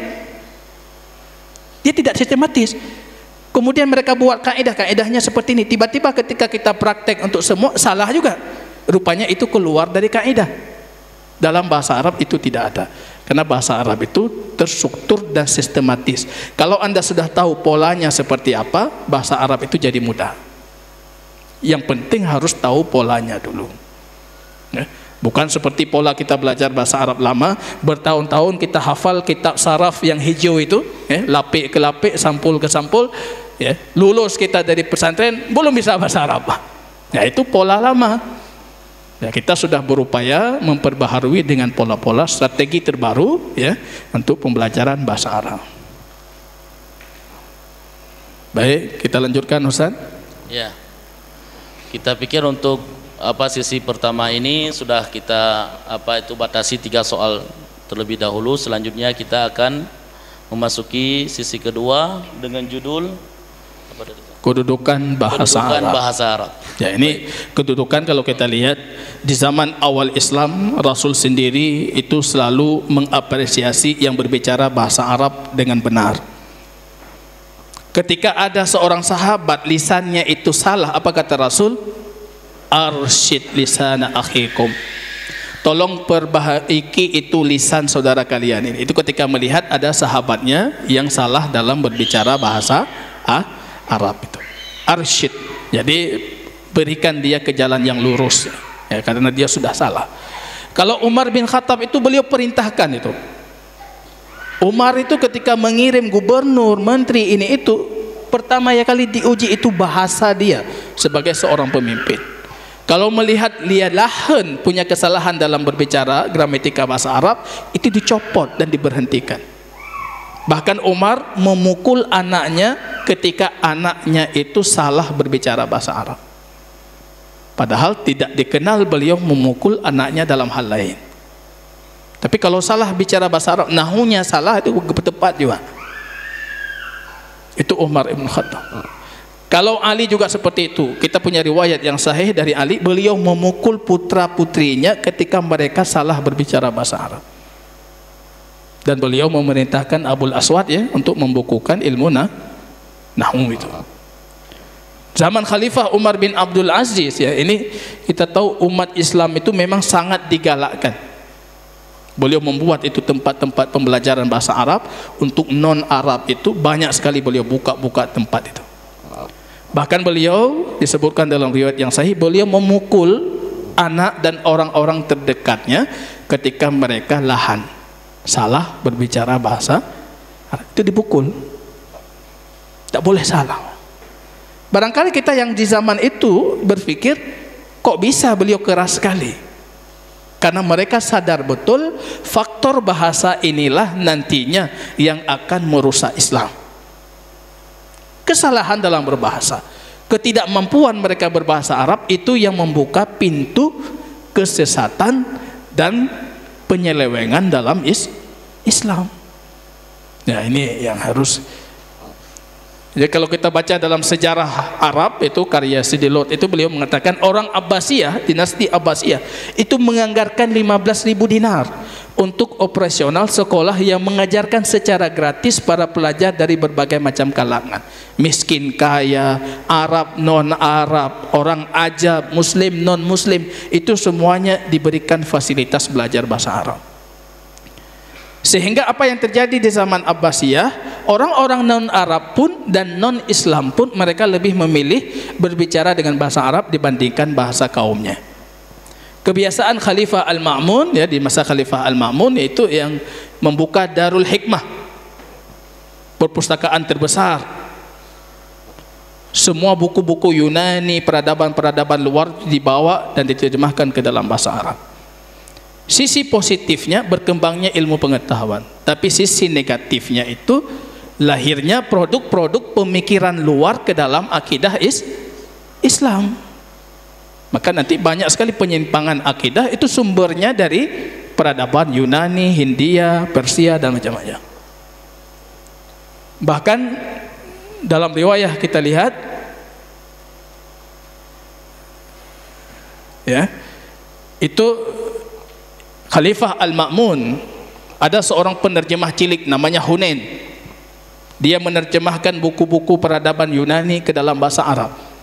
Dia dibayar sesuai dengan berat buku, dibayar seperti itu dari emas. Jadi berapa bayarnya? Timbang bukunya. Kalau buku naik 100 kilo, kasih emas 100 kilo. Jadi bayaran penerjemah bahasa Arab itu seberat buku yang diterjemahkan. Kembali saya ingatkan, ada sisi negatifnya. Sisi negatifnya masuk pemikiran luar ke dalam teologi Islam, akidah Islam, itu yang masalah. Kalau sekiranya cuma berkembangnya ilmu pengetahuan, itu tidak ada masalah. Cuma masalahnya peradaban itu mempengaruhi teologi Islam. Kedudukan bahasa Arab, tadi sudah disampaikan Ustaz Sayuti, sekarang ini menjadi bahasa ibu untuk 160 juta Muslim di Arab. Bahasa agama mungkin untuk 1 miliar Muslim. Bahasa resmi PBB, ini bahasa ke-6. Ini sangat kita sayangkan ini. Orang Arab itu baru berupaya menjadikan bahasa Arab itu sebagai bahasa resmi itu belakangan. Sehingga kita bahasa ke-6 itu. Apa maksudnya ini? Setiap keputusan kebijakan PBB itu akan diterjemahkan ke dalam 6 bahasa. Salah satunya bahasa Arab. Tapi kita terlambat itu. Maka kita merayakan 18 Desember sebagai Hari Bahasa Arab Dunia ya. Itu hari diresmikan jadi bahasa PBB. Bahasa resmi untuk 34 negara Islam. Kalau Anda bisa bahasa Arab, peluang Anda pergi itu 34 negara, bukan 1, 2, 3 negara itu. 34 negara. Termasuk Pakistan, negara Asia Tengah, mereka juga bahasa Arab itu bahasa kedua. Ya, ini yang jadi topik inti kita, sebenarnya jawaban dari seminar di sini. Kalau jawabannya di awal kita semua pulang kali. Ini jawaban dari seminar di ujung itu. Muslim dan bahasa Arab. Saya nukilkan dalam kitab Muwafaqat Imam Asy-Syatibi, beliau mengatakan wajib bagi kita memahami syariah dengan mengikuti apa yang dipahami oleh orang-orang ummiyin, yaitu orang yang Arab yang diturunkan Al-Quran dalam bahasa mereka itu. Kalau mereka punya uruf, maka kita harus mengikuti uruf dan tradisi mereka dalam memahami ayat Al-Quran dan hadis Nabi. Ada 4 alasan, paling kurang 4 alasan kenapa kita harus bisa berbahasa Arab. Yang pertama, bahasa Arab itu wadah Islam. Rugi sekali Bapak Ibu kalau kita tidak bisa bahasa Arab. Artinya satu peradaban itu kita nggak punya kunci gitu. Tapi ketika Anda punya bahasa Arab, peradaban itu Anda punya kunci, tinggal Anda buka gitu. Kitab-kitab para ulama yang luar biasa. Kalau kita bayangkan Imam Tabari sendiri, itu kalau kitabnya kita kumpulkan dari sana ke sini Bu, itu karya Imam Tabari. Dari ujung sana ke sini, itu karya Imam At-Tabari, satu ulama. Bagaimana dengan ribuan jutaan para ulama yang lain itu yang meninggalkan khazanah turas yang luar biasa untuk umat. Ketika Anda tidak punya bahasa Arab, itu jadi buku-buku klasik yang tidak ada nilai. Saya pengalaman hidup, kakek saya itu Abdullah Asy-Syafi'i di Kandang. Beliau dulu itu orang yang pertama kali membangun perpustakaan bahasa Arab di kota Luxmawi. Namanya Maktabah Asy-Syafi'iyah. Perpustakaan besar itu koleksi kitab-kitab Syafi'i, kitab-kitab bahasa Arab itu. Wafat beliau, kitab-kitab itu semuanya dibawa pulang ke rumah. Bergenerasi, tidak ada anak atau cucunya sebelum kami yang bisa membaca kitab itu. Saya besar baru kami ke rumah kakek dapat kitab itu. Banyak yang sudah dimakan rayap, sudah hilang ini itu. Dan terjadi musibah tsunami lagi kemarin itu. Banyak kitab yang rusak dan macam-macam. Akhirnya cuma beberapa kitab saja yang bisa kami bawa pulang ke rumah kami. Coba bayangkan, khazanah yang luar biasa. Tapi ketika anak-anaknya itu tidak punya kemampuan mempelajari itu jadi buku-buku klasik yang tidak bernilai. Masuk perpustakaan SMIT itu bahasa Arab semua. Khazanah luar biasa. Anda tidak punya bahasa Arab, tidak bisa membuka, tidak punya kunci membuka khazanah itu. Belum lagi saya ceritakan tadi, kalau kita masuk perpustakaan tempat kami belajar dulu, itu mungkin setengah lapangan bola itu kitab semua, khazanah luar biasa. Duduk pagi sampai malam, Masya Allah, tiap hari seperti itu, duduk baca, duduk baca, duduk baca. Khazanah turas umat ini warisan untuk umat Muhammad. Kemudian yang kedua, syiar Islam itu berbahasa Arab. Salat kita, azan kita, zikir kita, itu semua dalam bahasa Arab. Ada satu jamaah yang bertanya ke saya, Ustadz Muhajir, saya mau pergi umrah. Sampai di sana saya nggak bisa bahasa Arab. Saya bilang, bacakan doa saja, Rabbana atina fid dunya hasanah. Tapi kalau itu juga nggak bisa, Ustaz. Jawaban kasarnya baiknya jauh umrah hari menyanyian hanja nebutnya itu. Boleh tidak saya mendoakan Rabbana atina fid dunya hasanah itu dalam bahasa Indonesia? Ya Allah, berikan kami kebaikan dunia, berikan kami kebaikan akhirat, berikan. Boleh, hukum fikihnya boleh. Tawaf itu beda dengan salat. Tapi secara hukum hikmahnya itu Anda kurang. Karena ketika kita pakai bahasa Rabbana atina fid dunya hasanatan, itu bentuknya tan, dua baris fathatin, nakirah fi siyaqil isbat yufidul itlaq. Anda sedang meminta kesempurnaan kebaikan duniawi. Wa fil akhirati hasanatan, itu kesempurnaan kebaikan ukhrawi. Kalau Anda terjemahkan tidak dapat maknanya, maka baca dalam bahasa Arab. Begitu kalau kita bisa bahasa Arab, maka kita bisa mendapati bagaimana agungnya doa kita, zikir kita, macam-macam itu dengan bahasa Arab. Keharaman, para ulama sepakat haram berbicara tentang hukum syariah bagi Anda yang tidak bisa bahasa Arab. Ini orang yang nggak bisa bahasa Arab bicara tentang syariah, tentang Syekhul Islam gitu. Nanti anjut bahasa Arab, anjut. Kalau tidak bisa bahasa, jangan berbicara tentang hukum Islam. Kenapa? Karena kalau Ibnu Taimiyah saya belum mengatakan itu fardun wajib. Belajar bahasa Arab itu fardun wajib. Karena kenapa? Memahami Quran dan hadis itu fardun, kewajiban, dan Anda tidak bisa memahaminya tanpa bahasa Arab. Ma la yatimul wajib illa bihi fahuwa wajib. Apa yang tidak sempurna sebuah kewajiban kecuali dengannya, maka dianya itu jadi sebuah kewajiban juga. Maka kata beliau apa? Belajar bahasa Arab itu fardun wajib. Kalau enggak, kita enggak bisa memenuhi kewajiban untuk memahami Quran dan sunnah. Haram kita berbicara tentang agama kita kalau kita bukan ahli bahasa Arab. Keterbatasan dalam bahasa Arab itu penyebab munculnya banyak penyimpangan. Banyak sekali yang sesat dalam akidahnya, dalam ibadahnya, dalam suluknya, karena faktor keterbatasan bahasa Arab. Maka Ibn Taimiyah pernah mengatakan bahasa Arab itu minad din. Karena banyak dari kita mengatakan saya belajar bahasa Arab supaya saya bisa belajar agama. Itu salah, Pak. Yang benar apa? Kamu belajar bahasa Arab itu kamu belajar agama, bukan supaya saya belajar agama. Dari semenjak kamu belajar bahasa, kamu sedang belajar agama, karena itu bagian dari agama. Ya, itu jangan dipikir itu jenjang selanjutnya. Wa ma'rifatuha fardun wajib.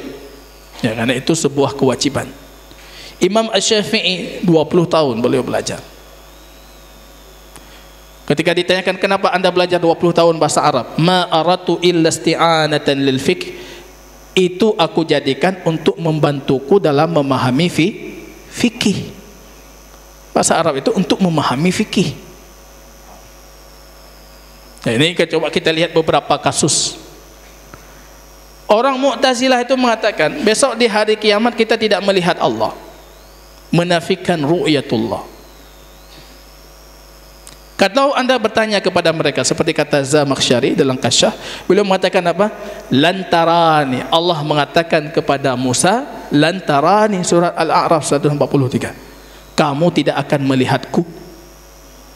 Berarti di hari akhirat juga tidak akan dilihat. Kenapa? Karena lan itu nafyun li ta'bid, menafikan seabadi, selama-lamanya. Padahal kalau kita pelajari lebih detail lagi, lan itu la yufidu ta'bid, tidak selama-lamanya, menafikan untuk durasi waktu tertentu lan. Makanya seringkali dalam Al-Quran setelah lan itu datang kata abadan, selamanya.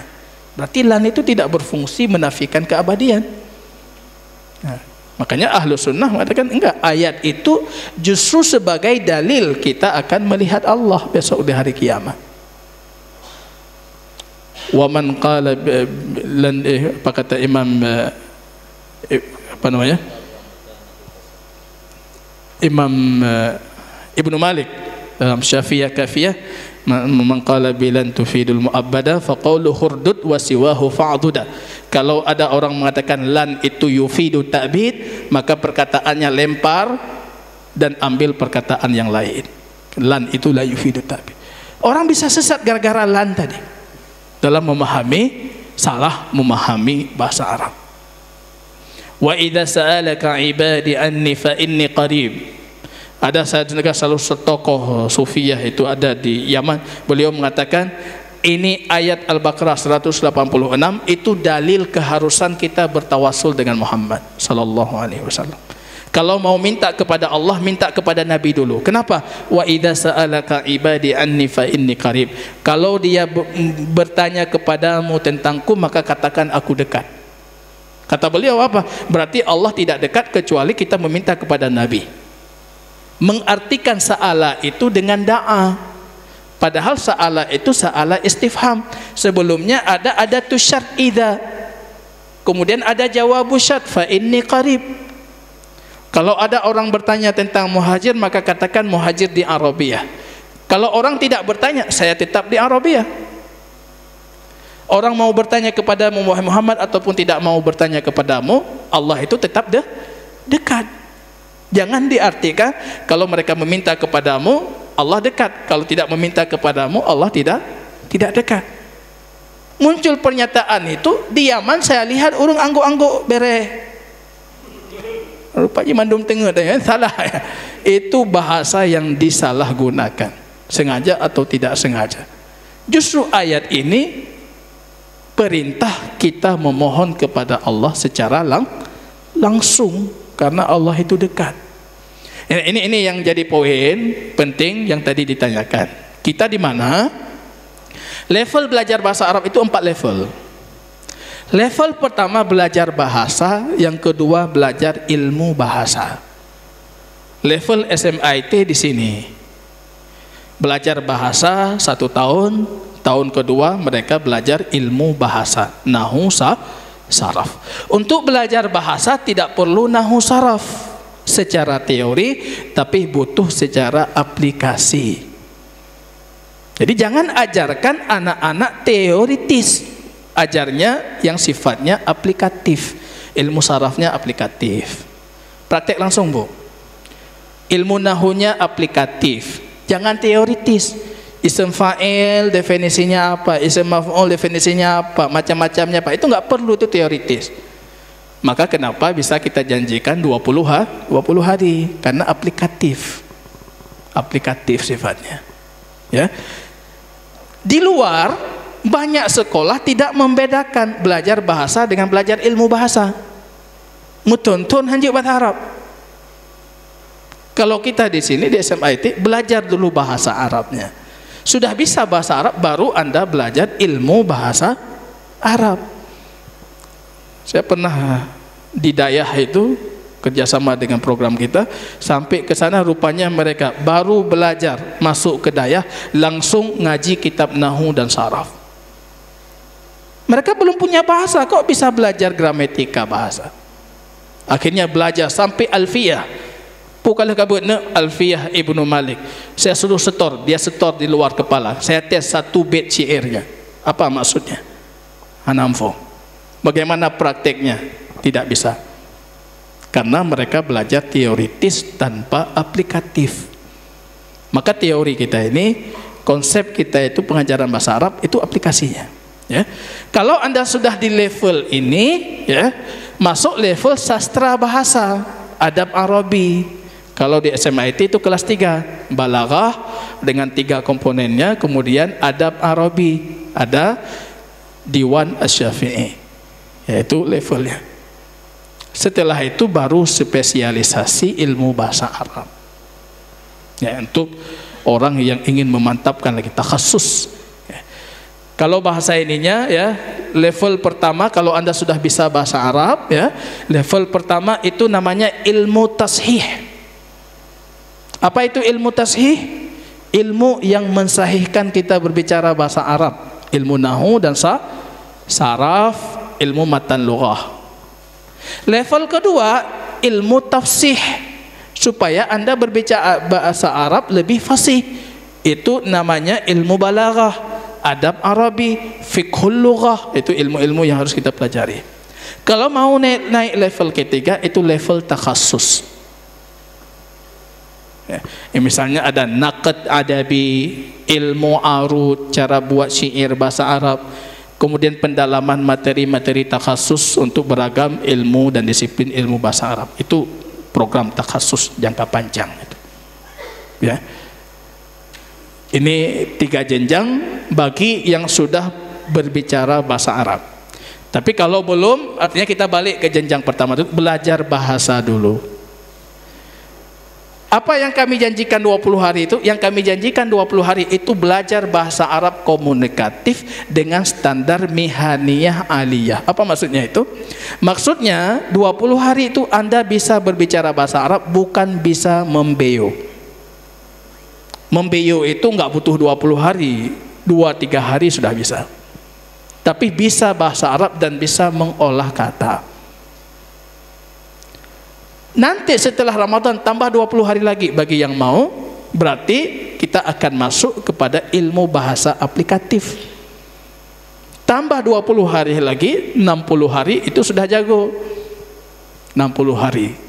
Ya, itu sudah kita jadikan, konsepkan dalam bentuk buku dan kita namakan strategi guru pakar. Ada ustadz yang menimpali, kok berani Ustadz menamakan guru pakar? Itu bukan sayanya yang guru pakar. Yang saya maksud strategi guru pakar, saya konseptor. Strategi guru pakar ini pendapat-pendapat para pakar saya rangkum. Sedangkan saya bukan pakarnya. Ya, saya cuma konseptornya saja. Ya, itu sehingga kita melahirkan program 60 hari. 60 hari. Dari sini dulu muncul lembaga pertama yang kita dirikan, namanya Darul Lughah Al-Arabiyah. Kemudian kami fokus di SMIT Al-Arabiyah. Yang ingin kami munculkan kembali program yang sama tapi lebih klimak dia, lebih sempurna. Dengan proses penelitian yang panjang, kami namakan dengan Akademi Al-Arabiyah. Ya, sekilas tentang pemateri, ya, Akademi Al-Arabiyah nanti ke depan akan menjadi sebagai pusat pembekalan, pelatihan dan juga penelitian bahasa Arab. Artinya ini khidmat totalitas untuk bahasa Arab dan menyebarkan bahasa Arab.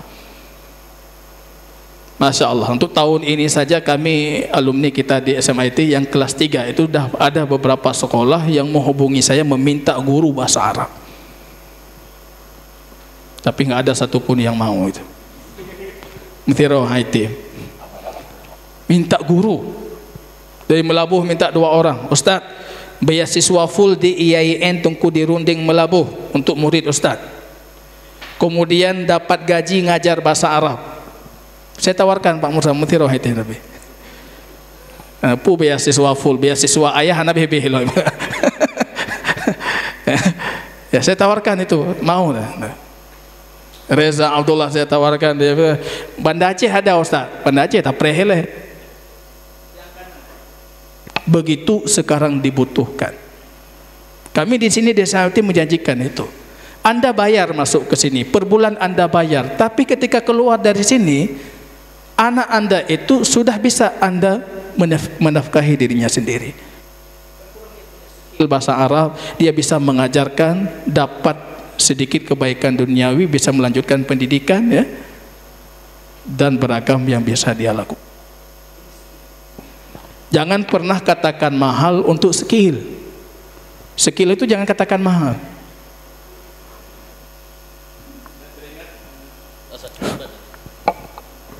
Program kami pertama dulu itu namanya pelatihan bahasa Arab.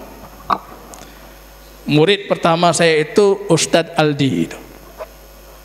Datang ke saya mengatakan, antum bawa uang 600.000.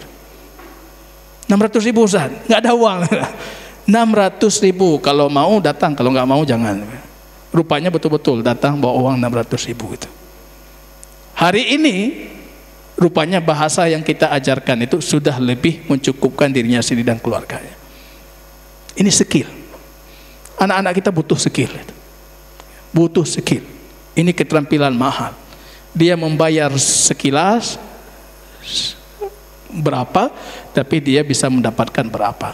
Skill duniawi dan ukhrawi ini. Ini yang kita galakkan untuk kita munculkan, ya, kembali semangat ini. Nashrul lughah al-arabiyyah, ya, semangat untuk mengajarkan bahasa Arab. Semangat menyebarkan bahasa Arab. Nah, dan itu semangat yang kita upayakan untuk kita tularkan kepada para hadirin dan hadirat Bapak Ibu. Wallahu ta'ala alam bisawab.